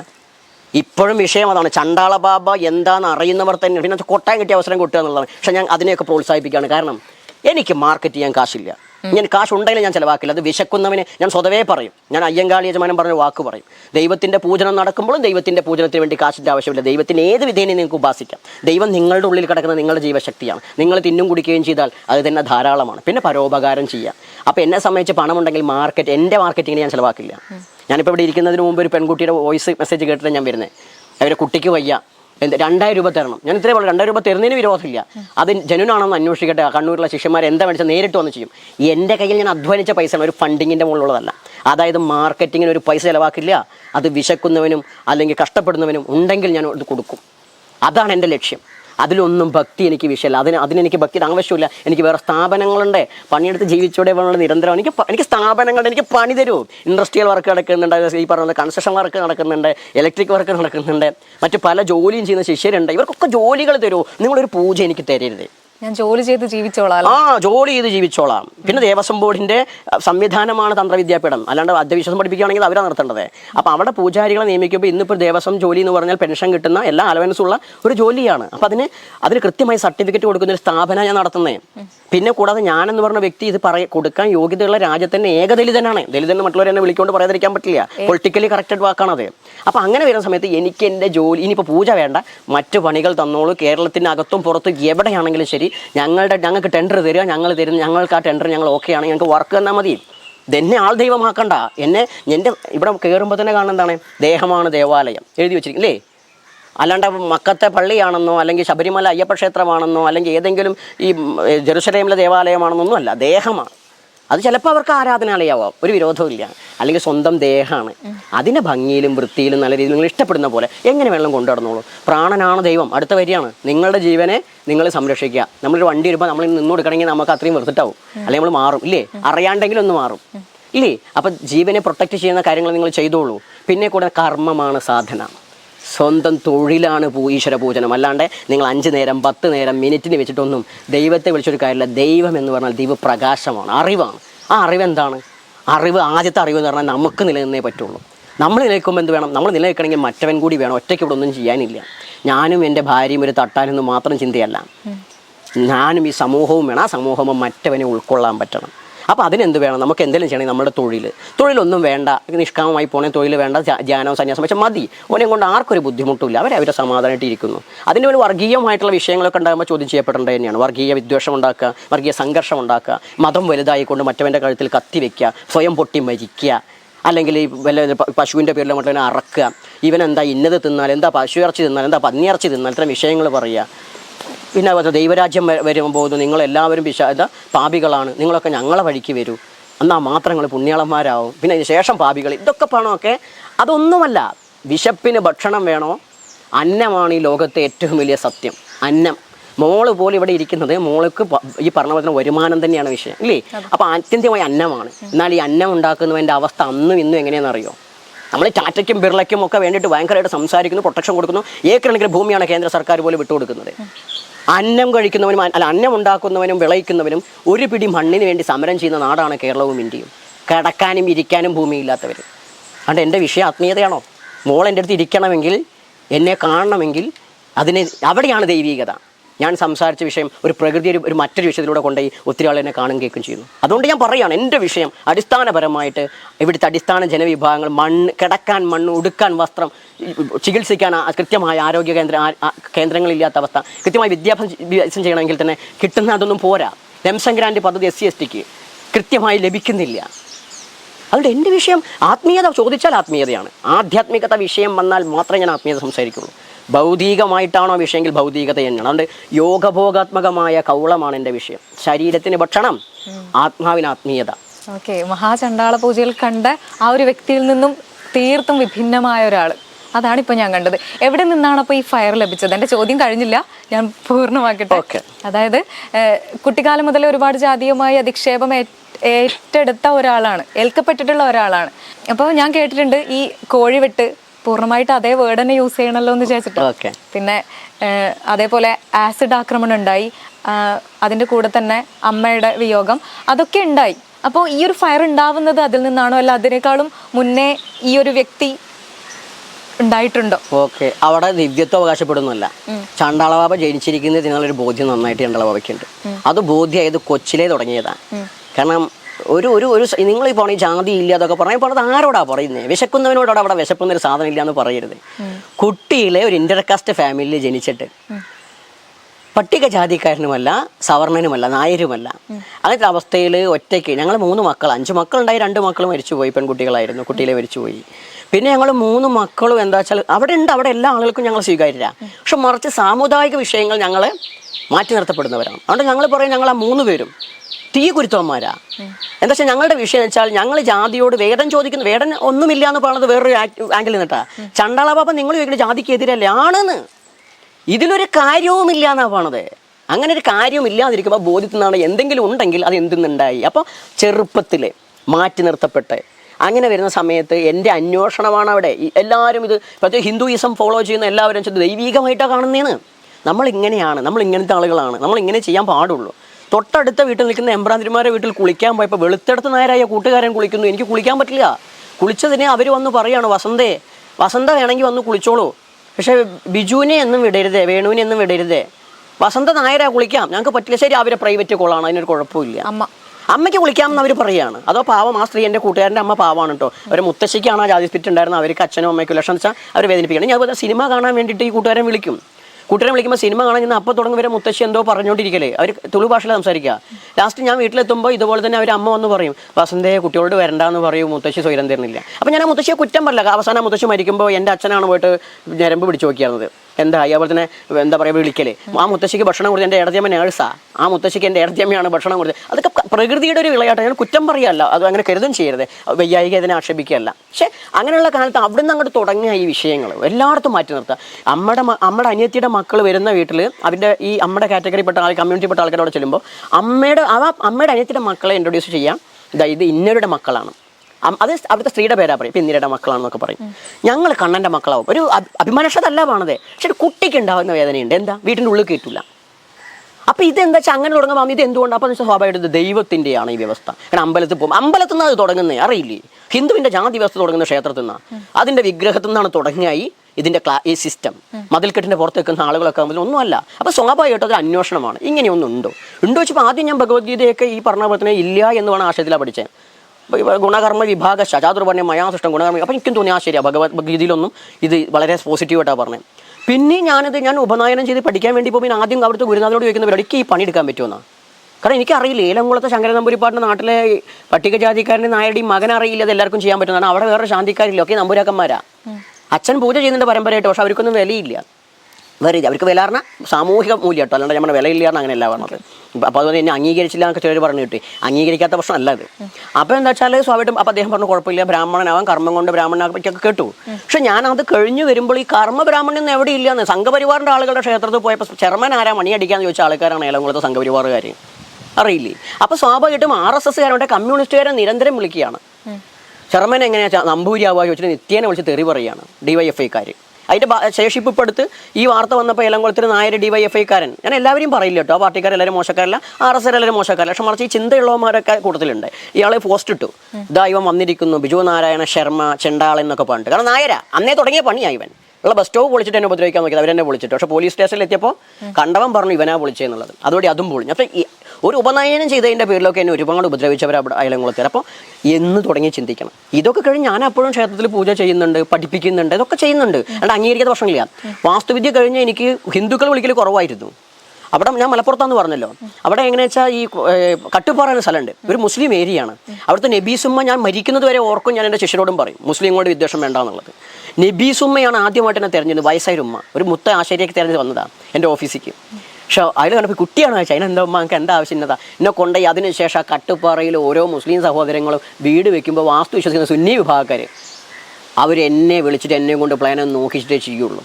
ഒരു ഉസ്താദിൻ്റെ വീട്ടിലേക്ക് അടക്കം, മദ്രസ ഉസ്താദിൻ്റെ വീട്ടിലേക്ക് അടക്കം ഞാൻ കുറ്റിയടിക്കാൻ പോയ സമയത്ത് ഒരു മുജാഹിദുകാരൻ, അത് എഞ്ചിനീയർ മുജാഹിദുകാരനും വാസ്തു ചെയ്യുന്ന ആൾ ഞാനുമായിരുന്നു. അപ്പോൾ സ്വാഭാവികമായിട്ടും അയാൾ പ്രശ്നം ഉണ്ടാക്കിയത് എന്തായിട്ട് ചോദിച്ചപ്പോൾ ഞാൻ പറഞ്ഞു നിങ്ങൾക്ക് വിശ്വാസമില്ല എന്നെ വിളിച്ചാൽ പോന്നപ്പോൾ വീണ്ടും ഈ ഉസ്താദ് വിളിച്ചിട്ട് കുട്ടിയെ നിങ്ങൾ വരണം, ഓമ്പാണ് നിങ്ങൾ നോക്കണ്ട എന്ന് പറഞ്ഞ മുസ്ലിം സഹോദരൻ. അപ്പോൾ ഹിന്ദുക്കൾ ഉൾക്കൊണ്ടിരിക്കും. ഇനി അടുത്തത് അപ്പോൾ ചോദിക്കുക സവർണരാണോ എതിരെ? അല്ല, എന്നെ പുറത്ത് നിർത്തി എന്നെ വീട്ടിൽ കയറ്റിയില്ല എന്ന് പറഞ്ഞ എൻ്റെ അമ്മയുടെ ബന്ധു, ഞാൻ പേര് പറയുന്നില്ല, ആ ബന്ധുവിന് ഈ പറഞ്ഞ പോലെ തന്നെ നാല് മക്കൾക്ക് വീട് വെച്ചു. അതിൻ്റെ ആദ്യാവസാനം എന്നെ കൊണ്ടാ ചെയ്യിപ്പിച്ച്. പട്ടികജാതിക്കാർ അപ്പോഴും എന്നെ വിളിച്ചിട്ടില്ല ടൂട്ടി. അത് മാത്രമല്ല എൻ്റെ അമ്മാവൻ ഒരു തരത്തിലും എൻ്റെ അമ്മാവനെന്ന് പബ്ലിക്കായിട്ട് പറയാത്ത ആളാണ്. പക്ഷെ പട്ടികജാതിക്കാർ മാറി നിൽക്കുന്നിടത്തും എൻ്റെ അമ്മാവൻ എന്ന് പറഞ്ഞാൽ അമ്മയുടെ ആങ്ങളാണ്. അദ്ദേഹം അവിടുത്തെ ഫേമസ് ഭണ്ഡാരിയാണ്, പാചകക്കാരനാണ്. അദ്ദേഹം എൻ്റെ പൂജയിൽ പങ്കെടുത്തു, പൂജയിൽ ഇത് വാങ്ങി അർപ്പിച്ചു, ഇതൊക്കെ ചെയ്തു. അപ്പം വെച്ചാൽ ഇത് ജാതിയല്ല വിഷയം, മൈൻഡാണ്. അപ്പോൾ ആ മൈൻഡ് വിശ്വാസത്തിലാണെങ്കിൽ വിശ്വാസം അന്വേഷിച്ചപ്പോഴാണ് ഭഗവത്ഗീതയിലെ ഗുണകർമ്മ വിഭാഗശയും കർമ്മബ്രാഹ്മണ്യൊക്കെ വെറും പൊള്ളയാണ്. ആ ബോധ്യത്തിൽ നിന്ന് എന്താണ് ഒന്നും കൂടിയും കടന്നു. അപ്പോൾ ഒന്നും കൂടിയും കടക്കുമാണ് കൗളവേദ പഠന ശിബിരം നടത്തുന്നത്. അതിലാർക്കും ഇഷ്ടപ്പെട്ടില്ല. അപ്പോൾ ആരും അതിൽ സാമൂഹ്യ വിരുദ്ധർ സ്വാഭാവികമായിട്ടും എന്താണ്, അവർ കലിപ്പ് പൂണ്ടു, അവർ ആസിഡ് ഒഴിച്ചു, തീർന്നില്ല. അത് കഴിഞ്ഞപ്പോൾ ഞാനിത് വേറെ യാഗം നടത്തുന്നു പറഞ്ഞു. ഇതിനെ ബലിയോട് കൂടിയിട്ട് വ്യവസ്ഥാപിത ബലി അതൊക്കെ നിർത്തലായതൊരു കാഴ്ചപ്പാടാണ്. അടുത്തുകൂടി വെട്ടാൻ കുത്താനും വന്നു. ആ സമയത്ത് എനിക്ക് ഇടതുപക്ഷത്തിൻ്റെയും എല്ലാവരുടെയും RSSയുടെ എല്ലാവരും സപ്പോർട്ട് വന്നു കേട്ടോ. കാരണം ഇത് എന്തുകൊണ്ടെന്നല്ല, RSSയുടെ സപ്പോർട്ട് ചെയ്യുന്നത്, ഇടതുപക്ഷ സപ്പോർട്ട് ചെയ്യുന്നത്, കോൺഗ്രസിൽ എല്ലാവരും സപ്പോർട്ട് ചെയ്തു. നിങ്ങളത് നടത്തിക്കോളൂ. അപ്പം ഞാൻ പറഞ്ഞു വേണ്ട എന്ന് വെച്ചാൽ വേറൊന്നും ഉണ്ടല്ല, എൻ്റെ വീട്ടിലുള്ള മറ്റുള്ളവർ ഭയന്നു. അപ്പോൾ അവരെ വേദനിപ്പിക്കാൻ ഞാൻ തയ്യാറല്ല. അതുകൊണ്ട് ഞാനത് വിട്ടുപിടിച്ചു. പിന്നെ ഞാൻ മുന്നോട്ട് പോയിട്ടുണ്ട്. പിന്നെയാണ് ദേവസ്വം ബോർഡിൽ വരവും മറ്റുള്ളതൊക്കെ നടന്നുകൊണ്ടിരിക്കുന്നത്. പക്ഷേ എൻ്റെ ബോധ്യമാണ് ഇതൊക്കെ ആവുമ്പോഴും എന്നെ അംഗീകരിക്കുന്നവർക്കല്ല പ്രശ്നം. എന്നെ തിരുമേനി എന്നൊക്കെ വിളിക്കാൻ നന്നായി വിളിച്ചിട്ടുണ്ട്. അത് സംശയം ഉണ്ടെങ്കിൽ മണ്ണുത്തിൽ എന്ന ക്ഷേത്രത്തിലൊക്കെ പോയി അന്വേഷിക്കുക. നന്നായി വിളിച്ചിട്ട് എന്നെ ആദരിച്ചിട്ടുണ്ട്. പക്ഷെ മറിച്ച് മറ്റുള്ളവരിൽ അത് കാണുന്നില്ല. അപ്പോൾ ഞാൻ തിരുമേനിയായിട്ട് എന്താ കാര്യം? സ്വാഭാവികമായിട്ടും കണ്ണൻ്റെ മകനുള്ള ചോദ്യമായി അവശേഷിക്കുന്നില്ല. അപ്പോൾ കണ്ണൻ്റെ മകൻ, കണ്ണൻ പട്ടികജാതിക്കാരനാണെന്നാൽ ശരി, കണ്ണനും കിടക്കട്ടെ ഒരു പൂണൂല്. കണ്ണൻ ബ്രാഹ്മണനായാലും മകൻ ബ്രാഹ്മണനാവില്ല. കാരണം ഇത് പ്രശ്നേ, ഇത് ടെക്സ്റ്റിലുള്ളതാണ്, നിങ്ങൾ പറഞ്ഞ രേഖയിലുള്ളതാണ്. കർമ്മബ്രാഹ്മണ്യം ശരിയല്ല. അപ്പോൾ RSSൻ്റെ കർമ്മബ്രാഹ്മണ്യ സിദ്ധാന്തം പൊള്ളയാണ്. കാരണം വിശ്വ ഹിന്ദു പരിഷത്തിൻ്റെ കേന്ദ്രത്തിലാണ് നടത്തിക്കൊണ്ടിരിക്കുന്നത് ഈ പൂണൂൽ സമൂഹോപനയനം. അവിടുത്തെ അമ്പലത്തിൽ തന്നെ പൂണൂലിട്ട നായരേനെയും ഈഴവനെയും പോലെ ഇനിയും മേൽശാന്തിയാക്കില്ല.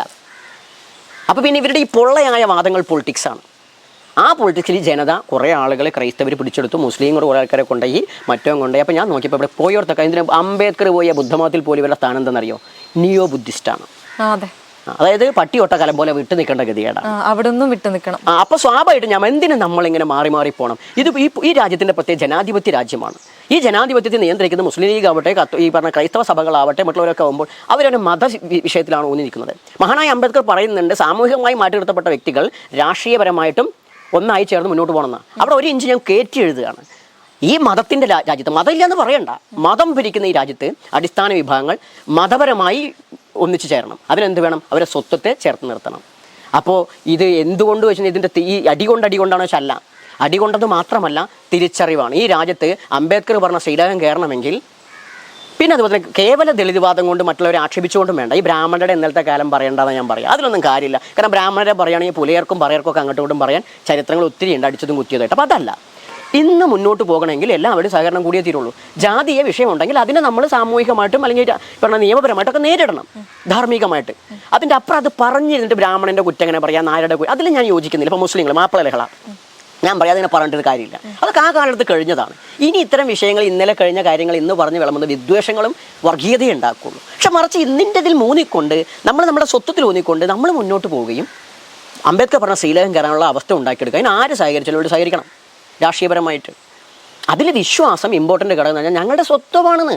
ദൈവത്തിൽ വിശ്വസിക്കുന്നുണ്ട്. അത് എന്താ ദൈവം എന്ന ചോദ്യം ചോദിച്ച സമയത്ത് ഞാൻ പറഞ്ഞു, നിങ്ങൾ പറഞ്ഞ ദൈവത്തെ പറയാം. എൻ്റെ ദൈവം ഞാൻ തന്നെയാണ്. എനിക്കൊരു ഗ്ലാസ് വെള്ളം കുടിക്കണം, ഞാൻ അടുത്ത് കുടിക്കണം. ദൈവമേ വെള്ളം തരൂ എന്ന് പറഞ്ഞാലൊന്നും വെള്ളം കിട്ടൂല. അപ്പം എൻ്റെ ദൈവം ഞാനാണ് എന്നാൽ ഞാൻ മാത്രമല്ല. കാരണം എനിക്ക് ആ വെള്ളം കിട്ടണമെങ്കിൽ കയറുത്താൻ ആൾ വേണം, അവരും ദൈവമാണ്. കപ്പിയും കയറും വേണം, അവനും ദൈവമാണ്. എന്നെ സംബന്ധിച്ച് എന്നെ സഹായിക്കുന്നവർ, വിശക്കുന്നവന് ഭക്ഷണം കൊടുക്കുന്നവൻ എന്നെ സംബന്ധിച്ച് ദൈവം. ഏഴാകാശനപ്പുറത്ത് ദൈവമുള്ളത്, ഇപ്പോൾ സ്വർഗത്തിനായ എൻ്റെ പിതാവെന്ന് വിളിക്കുന്ന ദൈവം, അതിനെക്കുറിച്ച് അവരാ പറയേണ്ടത്, എനിക്കറിയില്ല. ഓക്കെ, ഈ തന്ത്രവിദ്യയിൽ ബ്രാഹ്മണ ആധിപത്യം ഇല്ലാതായാൽ നമ്മുടെ സമൂഹത്തിൽ എന്തൊക്കെ മാറ്റങ്ങളാണ് സംഭവിക്കാൻ പോകുന്നത്? തന്ത്രവിദ്യയിൽ ബ്രാഹ്മണാധിപത്യം അതൊന്നും ഒരു വലിയ വിഷയമായിട്ട് എനിക്ക് തോന്നുന്നില്ല. ഞാൻ എന്ന് വെച്ചാൽ അതിൻ്റെ പ്രശ്നം ഹൈറാർക്കി സംവിധാനമാണ്. അല്ലാണ്ട് ലോകത്ത് എന്ത് മാറ്റം വെച്ചാൽ ലോകത്ത് എന്ത് മാറ്റം, അതുകൊണ്ടൊന്നും ഒരു മാറ്റമില്ല. പൂജാരിയൊക്കെ ആർക്ക് വേണമെങ്കിലും പൂജിക്കുക, ഈ ബ്രാഹ്മണനാകണമെന്നൊന്നുമില്ലല്ലോ. എല്ലാ കാലത്തും എല്ലാവരും പൂജിച്ചിട്ടുണ്ട്. അപ്പോൾ അതൊരു എനിക്ക് തോന്നുന്നില്ല. അതിനോട് ചോദ്യം തന്നെ എന്തോ എനിക്കൊരു ഗൗരവമായിട്ട് എടുക്കാൻ കഴിയുന്നില്ല. പിന്നെ എന്തിനാ ചോദിച്ചാൽ ഒരു വിഭാഗം മാത്രം ദൈവത്തെ പൂജിക്കുക എന്ന് പറയുമ്പോൾ അതെന്താ, അങ്ങനെ ഒരു ദൈവമുണ്ടോ? എന്നാ മാന ഇടിഞ്ഞു വീഴുമോ? ഇന്നൊന്ന് വീഴുന്നത് കാണണമല്ലോ. അതല്ല എന്നുണ്ടെങ്കിൽ ഇപ്പം ഞാനും കയറാത്ത ശ്രീലകങ്ങളില്ല. ഞാൻ ശ്രീലകം കയറുന്നു, ഞാനും പ്രതിഷ്ഠിക്കുമ്പോൾ ദൈവമായി മാറുന്നുണ്ട്. അല്ല, ഒരു കാലത്ത് എന്നല്ല ഇപ്പോഴും അങ്ങനെയൊന്നും മാറ്റി നിർത്തപ്പെടുന്നു എന്ന് പറഞ്ഞത് പറയുകയല്ല കുട്ടി. ഈ ശബരിമല ക്ഷേത്രത്തിൽ നമ്മളുടെ നിയമപ്രകാരം 2007 തുടങ്ങിയിട്ട് ഇന്ന് വരെയുള്ള നിയമപ്രകാരം സുപ്രീം കോടതി സർക്കാർ 2004 തോന്നുന്നു നമ്മുടെ സംസ്ഥാന സർക്കാരിൻ്റെ അവർ ഓൾറെഡി നിയമസഭ പാസ്സാക്കിയ നിയമമുണ്ട്. സുപ്രീം കോടതി പറഞ്ഞിട്ടുണ്ട്, ഹിന്ദുക്കൾ തന്നെ സംഘടനകൾ പറയുന്നുണ്ട്. പിന്നെ അതുപോലെ തന്നെ ഭരണഘടന ആർട്ടിക്കിൾ 16 ഭാഗമായിട്ട് അവസര സമത്വമുണ്ട്. ഇതിൻ്റെയൊക്കെ ഭാഗമായിട്ട് ശബരിമലയ്ക്ക് എല്ലാവർക്കും പണിയിറങ്ങി പൂജിക്കാം. പക്ഷെ ഇപ്പോഴും മലയാള ബ്രാഹ്മണരുടെ നമ്പൂതിരിമാർക്ക് മാത്രമേ പറ്റുള്ളൂ എന്നാണ് പറഞ്ഞത്. ഇടക്കാലത്ത് പോലെ എമ്പ്രാന്തിരി പൂജിച്ചു, പക്ഷെ ഇപ്പോൾ പറ്റുള്ളൂ എന്ന് പറയുമ്പോൾ ഈ പറയപ്പെടുന്ന പൊതുമേഖലാ ക്ഷേത്രങ്ങളിൽ പോലും, ഹിന്ദു വിഭാഗത്തിലെ പൊതുമേഖലാ ക്ഷേത്രങ്ങളിൽ പോലും ഇത് നിലനിൽക്കുന്നുണ്ട്. അപ്പോൾ സ്വാഭാവികമായിട്ടൊരു ചോദ്യമുണ്ട്, ഇത് അവസര സമത്വത്തിനെതിരാണ്, ഭരണഘടനാ വിരുദ്ധമാണ്. അത് പൂജപ്പണി മാത്രമല്ല, ഇപ്പോൾ സ്ത്രീകൾ, ഇപ്പോൾ നിങ്ങൾ ഉൾപ്പെടുന്ന ആൾക്കാർ ക്ഷേത്രപൂജ പഠിച്ചാൽ നിങ്ങളെ കേട്ടില്ല. അപ്പോൾ എന്താ ദൈവത്തിന് സ്ത്രീകളോട് ഭേദവും? അതെന്ത് തന്ത്രം? അവിടെ ഒരു ആധിപത്യമല്ലേ ഇപ്പോൾ ഉള്ളത്? ഉണ്ട്, പുരുഷാധിപത്യം. അപ്പം അത് പറഞ്ഞ ജാതി മാത്രമല്ലാന്ന്, എൻ്റെ സബ്ജക്റ്റും ജാതിയല്ലാന്ന്. ട്രാൻസ്ജെൻഡറുകളെ പോലും കേട്ടില്ല പൂജാരിയായിട്ട്. ഇത് ക്ഷേത്ര ഉപജീവനം, നിങ്ങളുടെ ഭക്തി എന്ന് പറഞ്ഞാൽ തന്നെ നിങ്ങൾ ഈശ്വര പൂജന ആയിക്കോട്ടെ, ദേവസ്വം വേണ്ട, നിങ്ങളുടെ ഭക്തി സ്ത്രീ അധികാരിയാവില്ല എന്നൊരു സംവിധാനം ഉണ്ടോ? ഉണ്ടെങ്കിൽ അത് ചോദ്യം ചെയ്യപ്പെടണ്ടേ? അത് ഉണ്ടാക്കിയ നിയമം ഈ ബ്രാഹ്മണ കേന്ദ്രീകൃതമായ സംവിധാനമല്ലേ? അങ്ങനത്തെ ടെക്സ്റ്റുകളല്ലേ? അങ്ങനെ വേണമെന്ന് വെച്ചാൽ സ്ത്രീ സ്വാതന്ത്ര്യം അർഹതി മാത്രമല്ല, എത്ര നാര്യസ്തു പൂജന്തെന്നുണ്ട്. എന്നാൽ ഇതൊക്കെ പറയുകയാണ്, പ്രാവർത്തികമാകുന്നുണ്ടോ? ചണ്ടാളൻ ആദ്യം ദീക്ഷിതനാണെങ്കിൽ ബ്രാഹ്മണൻ ചണ്ടാളിനെ ജ്യേഷ്ഠനായി കാണുന്നത് തന്ത്രശാസ്ത്രം പറയുന്നുണ്ട്, അത് പ്രാവർത്തികമാക്കുന്നുണ്ടോ? അപ്പം അവിടെയാണ് ഇത്തരം മൂല്യച്യുതികളെ ചോദ്യം ചെയ്യുമ്പോഴാണ് ക്ഷേത്രതന്ത്രം കടന്നു വരുന്നത്. മാല കെട്ടാൻ വേണ്ടിയിട്ട് ഈഴവൻ വരുമ്പോൾ മറ്റവൻ പറയുകയാണ് ദൈവത്തിന് തൃപ്തിപ്പെടില്ല എന്ന്. ആ ദൈവം ഏത് ദൈവമാണ് എനിക്കറിയില്ല. ദൈവം എന്ന് പറഞ്ഞാൽ ഞാൻ വീണ്ടും പറയണോ, അറിവാണെങ്കിൽ ഇതിൻ്റെ പേര് അറിവ് കേടോ? അറിവേക്കേടായിട്ട് എനിക്ക് തോന്നുന്നത്. ഒരാൾ എന്തോ ആയിട്ട് വരുന്നതെന്ന് പറഞ്ഞാൽ അപ്പോൾ സ്വാഭാവികമായിട്ട് പിന്നെ മാല കെട്ടാൻ അറിയണമെന്ന് മാത്രമേ ഉള്ളൂ.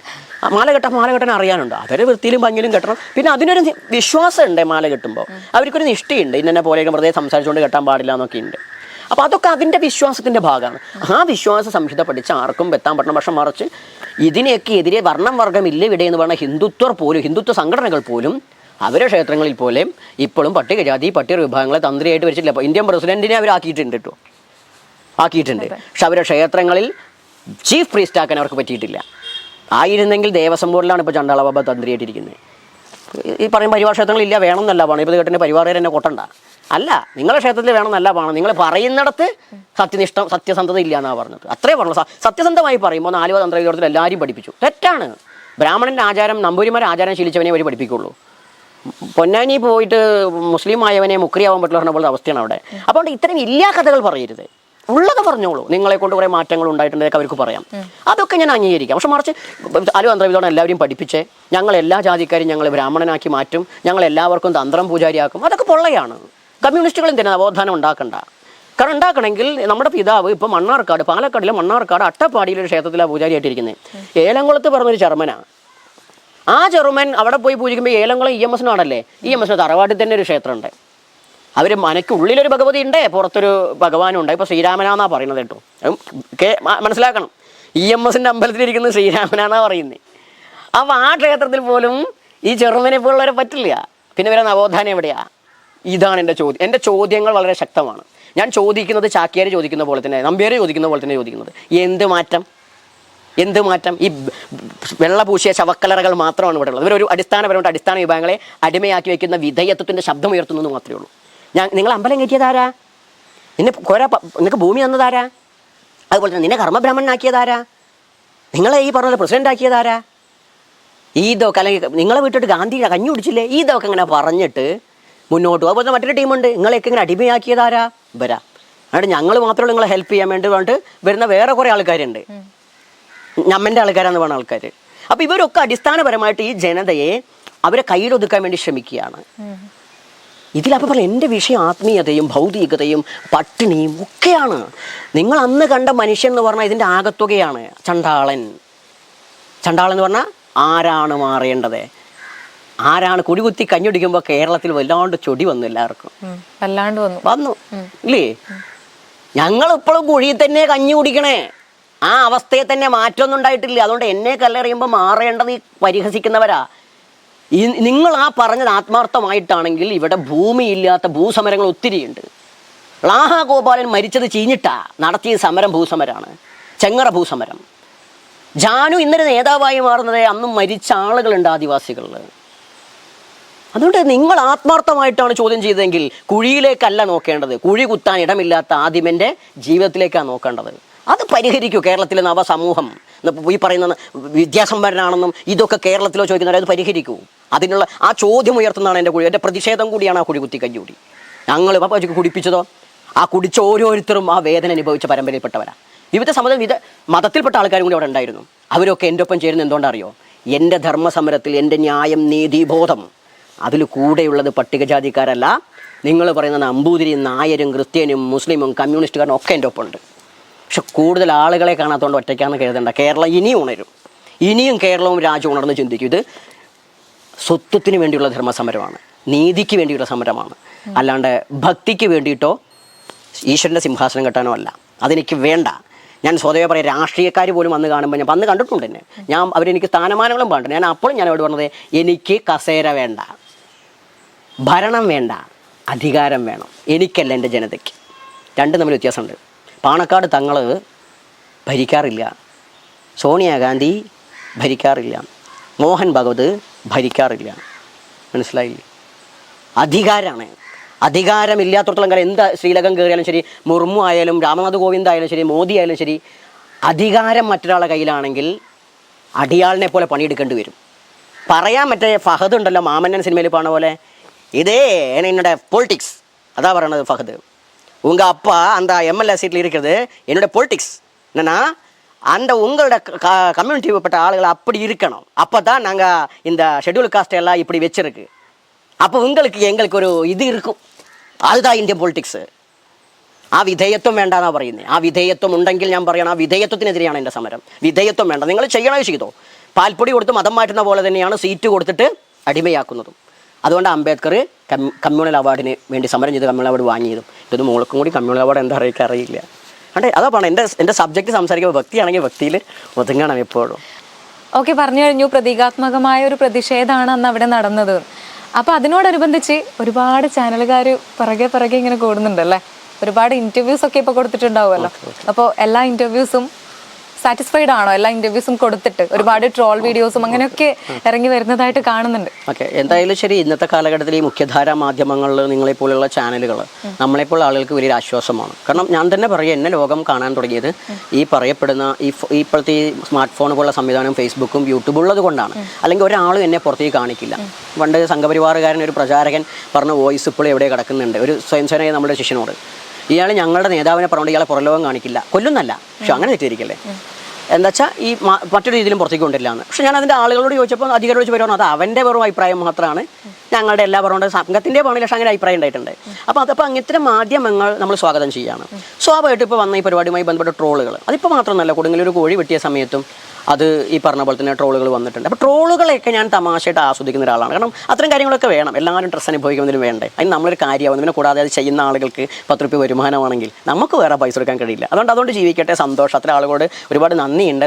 നിങ്ങളുടെ ഉപജീവനത്തിൽ നമ്മൾ ആളായി. പക്ഷെ മറിച്ച് ഇപ്പോൾ ഇൻ്റർവ്യൂ കൊടുത്തതും തന്നെ ഇൻ്റർവ്യൂ കൊടുത്തതിൽ ഒരു ടീം മാത്രം, എറണാകുളത്ത് തന്നെയുള്ള ഒരു ടീം വിളിച്ച് ഇൻ്റർവ്യൂ ആണെന്ന് പറഞ്ഞു, നമ്മളെ അഭിപ്രായം പറയാനാണെന്ന് പറഞ്ഞു. അവർ വിളിച്ചിട്ട് എന്താ വെച്ചാൽ അവർ ആ ഇൻ്റർവ്യൂ മുഴുവൻ കഴിഞ്ഞിട്ട് അവരത് യൂട്യൂബിൽ ഇടുന്ന സമയത്ത് നമ്മളോടൊന്ന് പറയണം. അത് പറഞ്ഞില്ല, അത് പ്ലേ ചെയ്തപ്പോൾ എൻ്റെ അമ്മ മരിക്കുന്ന കാര്യം പറയുമ്പോൾ ഒരു കോമഡി സ്കിറ്റാണ് അവിടെ ഇട്ടിട്ടുള്ളത്. അപ്പോൾ സ്വാമിയുടെ ആശ്രമത്തിൽ നിന്ന് വിളിച്ചു, എത്തിക്സിനെ കുറിച്ച് നമ്മൾ ചോദിച്ചു, നന്നായി പറഞ്ഞു. അവൻ്റെ അമ്മയ്ക്ക് വരെ പറഞ്ഞു. നമ്മൾ വേറൊന്നുമല്ല, തൻ്റെ അമ്മയെ വെച്ച് താനിങ്ങനെ ചെയ്യൂ. അപ്പം അമ്മയെ പറയില്ല, അമ്മയെ പറയുമ്പോൾ എനിക്ക് വിഷമമുണ്ട്. പക്ഷെ മറിച്ച് താനൊന്ന് പറയൂ, തൻ്റെ അമ്മയെ ചെയ്യൂ ഇത് വിഷയത്തെ. അപ്പം അല്ല, ഞങ്ങൾ ഇങ്ങനെ അത് എന്നോട് പറയണം. ഒരു വിഷയത്തെ അവതരിപ്പിക്കേണ്ടത് ആ വിഷയത്തിൻ്റെ ഗൗരവം അനുസരിച്ചിട്ടാണ്. ഗാന്ധി മരിച്ചത് അല്ലെങ്കിൽ ശ്രീനിവാസൻ മരിച്ച വീഡിയോ എടുത്ത് അതിൻ്റെ ഇടയിൽ ഇത് കാണിക്കാൻ പറ്റുമോ? തമാശയുണ്ടോ അവിടെ? ശ്രീനിവാസൻ്റെ ഒരു കോമഡിനിട്ട് നമ്മൾ അംഗീകരിക്കുമോ? ഇവിടെ അത് ചെയ്തപ്പോൾ അവരോട് അത് എടുത്ത് കളയാൻ പറഞ്ഞ് അവർ കളഞ്ഞു. അത് മാത്രമാണ് ഞാൻ നേരിട്ട് കൊടുത്ത ഇൻ്റർവ്യൂ. പക്ഷെ അങ്ങനെയല്ലാതെ ഈ ചണ്ടാള ജയന്തിയുടെ ഭാഗങ്ങൾ കട്ട് ചെയ്തെടുത്തിട്ട് നമ്മളെന്തോ ഭീകരനാണ്, നമ്മൾ ആൾ ദൈവം ചമയുന്നു, അത് കുഴപ്പമില്ല, എന്താ വെച്ചാൽ പറഞ്ഞോട്ടെ, ദൈവം എന്താണെന്ന് അവർ പറഞ്ഞു തരണം എനിക്ക്. പിന്നെ കൂടാതെ ഒരു കുട്ടി എന്താ വെച്ചാൽ തിരുവനന്തപുരത്ത് ഞാൻ ഹിന്ദു സംഗമത്തിന്, അനന്തപുരി ഹിന്ദു മഹാസമ്മേളനത്തിൽ പോയി. അപ്പോൾ അവിടെ ഒരു നമ്പൂതിരി ഞാൻ സംസാരിക്കുന്ന ഇടയിൽ കയറിയുണ്ടായി. ഒരു അവതാരകനാണ്, ഒരു RSSനാണ് തോന്നുന്നു. അയാളുടെ അനുകൂലമായിട്ട് പറയുമ്പോൾ എനിക്ക് തോന്നുന്നു ആ കുട്ടിയുടെ പേരിൻ്റെ മുഴുവൻ വരുന്ന സമയത്ത് ഈ എടുത്ത നമ്പൂതിരി ഒരു ഉണ്ണികൃഷ്ണനുള്ള പേര് കാണുന്നുണ്ട്. ഇയാളെ മകളാണെന്ന് എനിക്കറിയില്ല. ആ കുട്ടി പറയുന്നത് വെച്ചാൽ ഇത് ഫ്രോഡാണ്, തട്ടിപ്പാണ്, ഇയാൾ പട്ടികജാതിയിൽ നിന്ന് വന്ന ആളാണെന്നൊക്കെ ബോധത്തിലാണ് പറയുന്നത്. ഇങ്ങനെയൊക്കെയാണ് പട്ടികജാതി, അച്ഛൻ ഇന്ന ജാതി, ഇതൊക്കെ പറഞ്ഞിട്ട് വേണം. ആമത്തോട് ഉപയോഗിച്ചു, ആമത്തോടിൽ കഴിക്കുന്നുണ്ട്, അത് അല്ല കഞ്ഞിവെള്ളമല്ല എന്നെനിക്ക് ബോധ്യമുണ്ട്. അതിന് നമ്മൾ എന്താ വെച്ചാൽ ആളുകളെ പഠിച്ച് കാശുണ്ടാക്കാനുള്ള പരിപാടിയാണ്, വളരെ മോശമായിട്ട് പറയുകയാണ്. അതൊന്നും ആ കുട്ടി പറഞ്ഞിട്ടുണ്ട്. പിന്നെ കൂടാതെ തന്നെയാണ് നമ്മുടെ വിത്തും വേരും ചേർന്നിട്ട് നമ്മളെ ജാതീയമായിട്ടും നമ്മളുടെ കർമ്മപരമായിട്ടും നമ്മൾ ഒരുപാട് ആക്ഷേപിക്കുക. നമ്മളെ നമ്മുടെ അമ്മേനെ, വീട്ടുകാരൊക്കെ ഇതിൻ്റെ ബന്ധപ്പെട്ട ഡാൻസ് കളിച്ച കുട്ടികളെയൊക്കെ ആക്ഷേപിക്കുന്ന രീതിയിലുള്ള സംഭവം. പിന്നെ അതുപോലെ തന്നെ എനിക്ക് ഒരു തരത്തിലും സഹായങ്ങൾ ചെയ്യരുതേ എന്ന് പറഞ്ഞ വീഡിയോ. അപ്പോൾ ഇങ്ങനെ 3-4 വീഡിയോ വളരെ എനിക്കല്ല കേട്ടോ, ഒപ്പമുള്ളവർക്ക് വല്ലാണ്ട് ബുദ്ധിമുട്ടായി. അപ്പോൾ അവർ ചോദിച്ചു, സ്വാഭാവികമായിട്ടും പരാതിപ്പെടട്ടെ ചോദിച്ചു. നമ്മൾ പറഞ്ഞ ആവശ്യമുണ്ടോ ഉണ്ടെങ്കിൽ മതി. അപ്പോൾ അവരുടെ ആവശ്യത്തിൻ്റെ ഭാഗമായിട്ട് ചെയ്തോളൂ, പക്ഷേ നമ്മൾ പരാതി കൊടുക്കില്ല, നിങ്ങൾക്ക് കൊടുക്കാൻ പറഞ്ഞു. അങ്ങനെ ആശ്രമം ട്രസ്റ്റിൻ്റെ ഭാഗത്തുനിന്ന് പരാതി കൊടുത്തു. വൈസ് പ്രസിഡന്റ് ഓൾറെഡി ഒരു പട്ടികജാതിക്കാരനാണ്. സ്വാഭാവികമായിട്ടും അദ്ദേഹം എന്താ വെച്ചാൽ തൃശ്ശൂരിലുള്ള SP-ക്കും DYSP-ക്കും പരാതി കൊടുത്തു. പരാതി കൊടുത്തപ്പോഴത്തെ വിഷയം എന്താ വെച്ചാൽ, പരാതി കൊടുത്താൽ എല്ലാവരും ഇപ്പോൾ ഇതിൻ്റെ ഇടയ്ക്കേണ്ട ഒരു പെൺകുട്ടി ചെറിയൊരു സംഭവം ഫേസ്ബുക്കിൽ എഴുതിയിട്ട് എനിക്ക് സ്ക്രീൻഷോട്ടുകൾ അയച്ചു തന്നു. ആ പെൺകുട്ടി കുറേ കാര്യങ്ങൾ നമ്മളെക്കുറിച്ച് എഴുതിയിട്ട് ആരൊരാൾ എഴുതി കൊടുത്തു, അതിൻ്റെ കമൻറ്റ് ഇട്ടു, ഇങ്ങനെ പറയരുത് അദ്ദേഹത്തെ, അട്രോസിറ്റി കേസ് വരും. അപ്പോൾ അതിൻ്റെ അടിയിൽ വരുന്ന കമൻറ്റൊക്കെ എന്താ അറിയോ, ജാതി പറഞ്ഞിട്ടില്ലല്ലോ, ജാതി വിളിച്ചിട്ടില്ലല്ലോ. ഈ വിദ്യാസമ്പന്നർ പറയുകയാണ്. എനിക്ക് അത്ര നിങ്ങളോട് പറയാനുള്ള അട്രോസിറ്റി ആക്ട്, ഈ പറഞ്ഞ SC/ST പ്രിവെൻഷൻ അട്രോസിറ്റി ആക്ട് 1989 പറയുന്നത് ജാതി വിളിക്കലല്ല, ജാതി പേര് പറഞ്ഞ് ആക്ഷേപിക്കുക എന്നാണ് നിങ്ങൾ പറയുന്ന വിഷയം.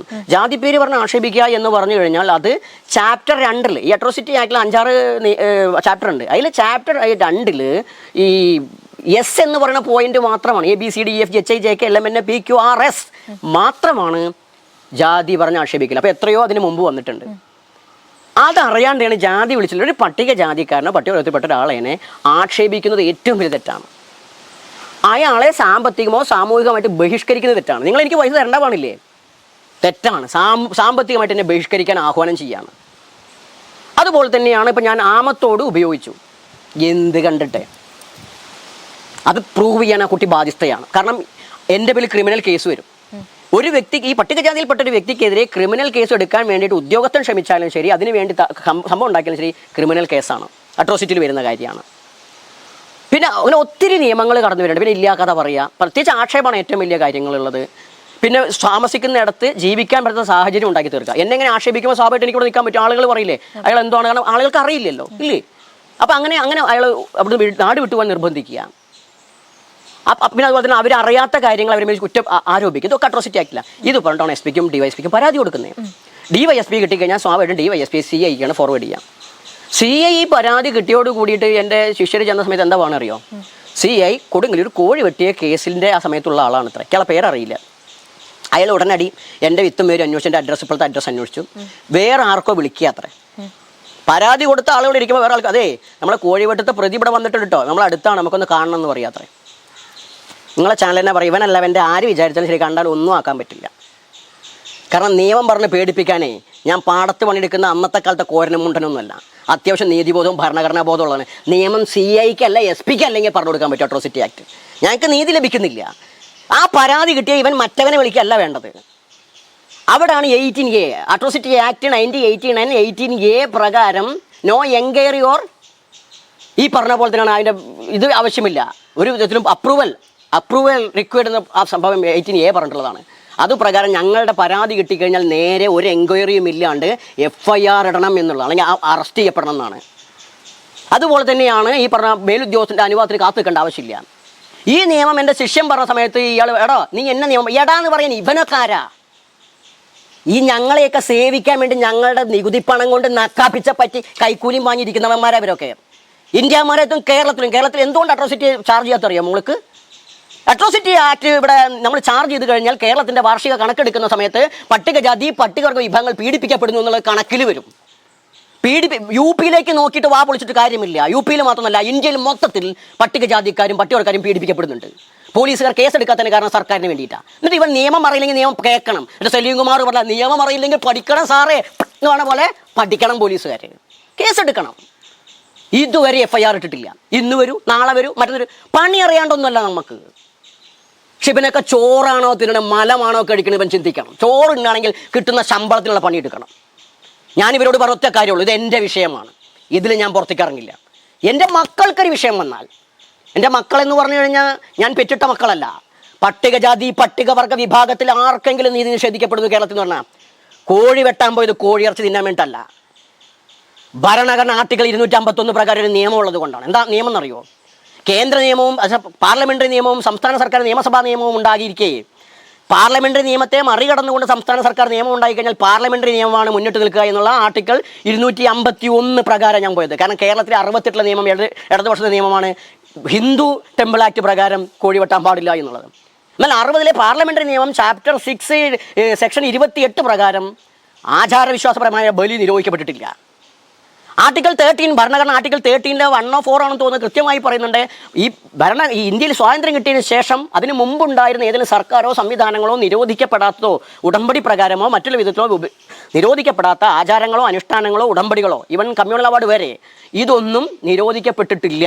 അതൊരു പക്ഷേ ആചരിക്കപ്പെടുന്നില്ലെങ്കിൽ പോലും ഇന്നലെ വരെ കോഴിയെ വെട്ടിയിട്ടില്ലെങ്കിൽ ഇന്ന് കോഴി വെട്ടുകയാണെങ്കിലും ഭരണഘടന പറയുന്നത് ആർട്ടിക്കിൾ 13 പറയുന്നത് അതിവിടെ ഉള്ളതാണ്, ആ ജനത തതിയുടെയാണെന്ന് പറയുകയാണ്.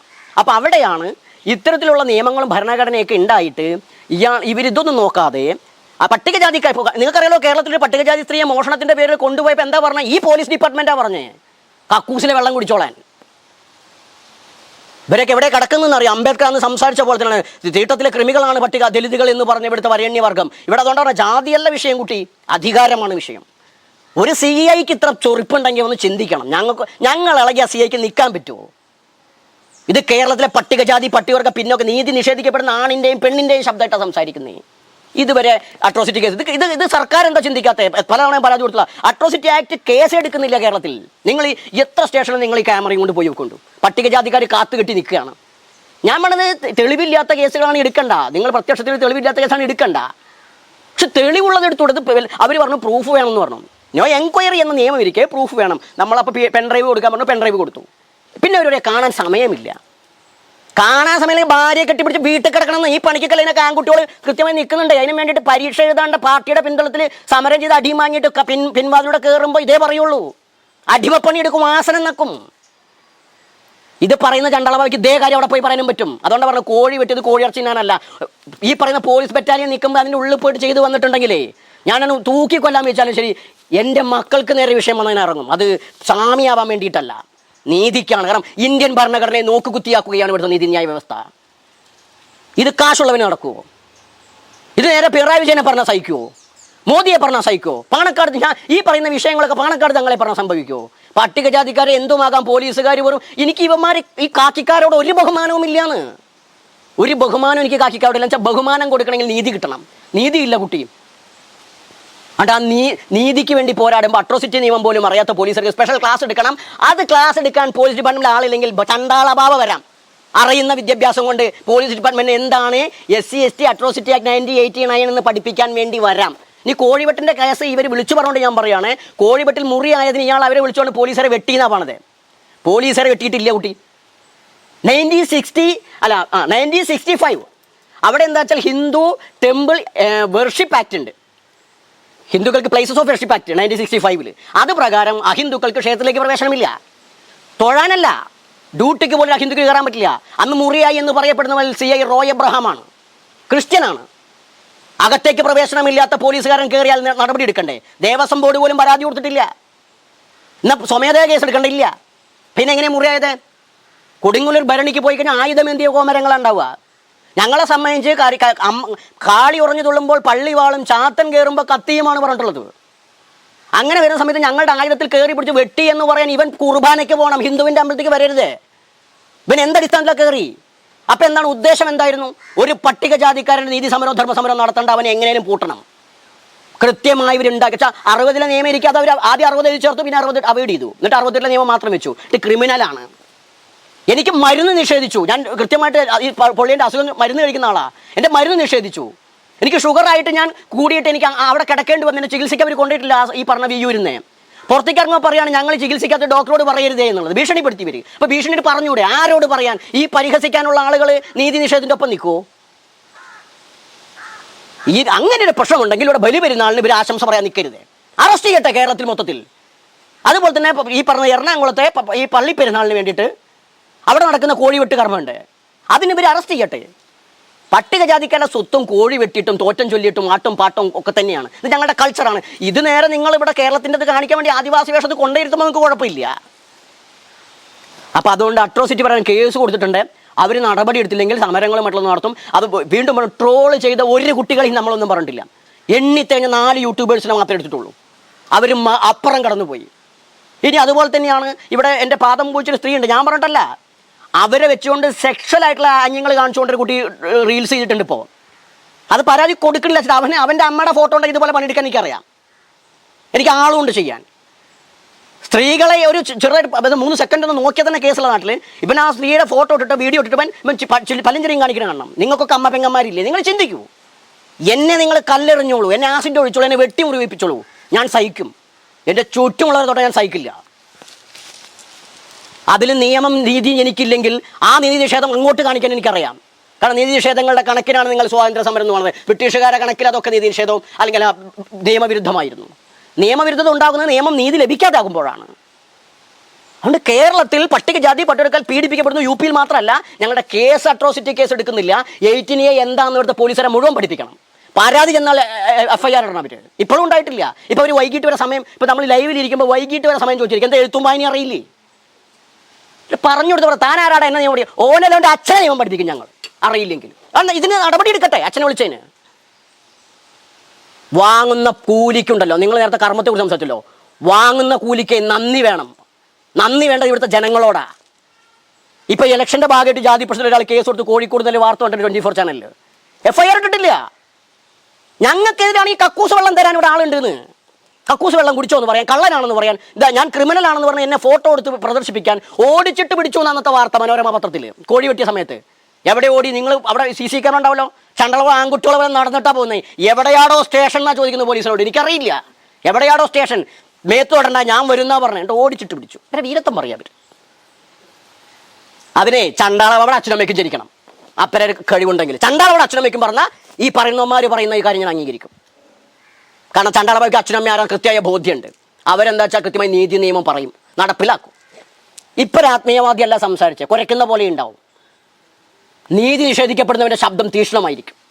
അതെ, പട്ടുമെത്തിൽ കടക്കുന്നവനും പാൽക്കഞ്ഞി കുടിക്കുന്നവനും മനസ്സിലാവില്ല. അന്ന് കാലത്ത് അംബേദ്കർ സംസാരിച്ച് എങ്ങനെയാണ്? കാളവണ്ടി ഓടിച്ച അയ്യങ്കാളി യജമാനൻ സംസാരിച്ച് എങ്ങനെയാണ്? അയ്യങ്കാളി യജമാനൻ സംസാരിച്ച് വഴി നടക്കാൻ നിയമമില്ലാത്ത കാലത്തല്ല കുട്ടി.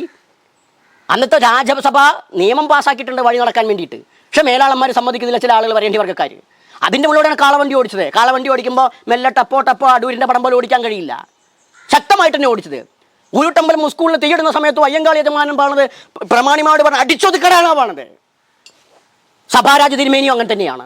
സഭാരാജ തിരുമേനി ഓരോരുത്തരെ ആക്രമിക്കുമ്പോഴും ഇങ്ങനെ പോയി നിന്നിട്ടില്ല, അടിക്കേണ്ടി വരിക. അവരെ ഒരു സ്വാമി പറയാ ഗുണ്ടയായിരുന്നു, ഗുണ്ടയാകും. കാരണം നീതി ഞങ്ങൾക്ക് ലഭിക്കണ്ടേ? പോലീസുകാർ ഞങ്ങളെ കക്കൂസ് വെള്ളം കുടിപ്പിക്കാൻ നിൽക്കുന്നു. മറ്റുള്ളവരാണെങ്കിലും മറ്റു ബലത്തിൽ കാണുന്നു.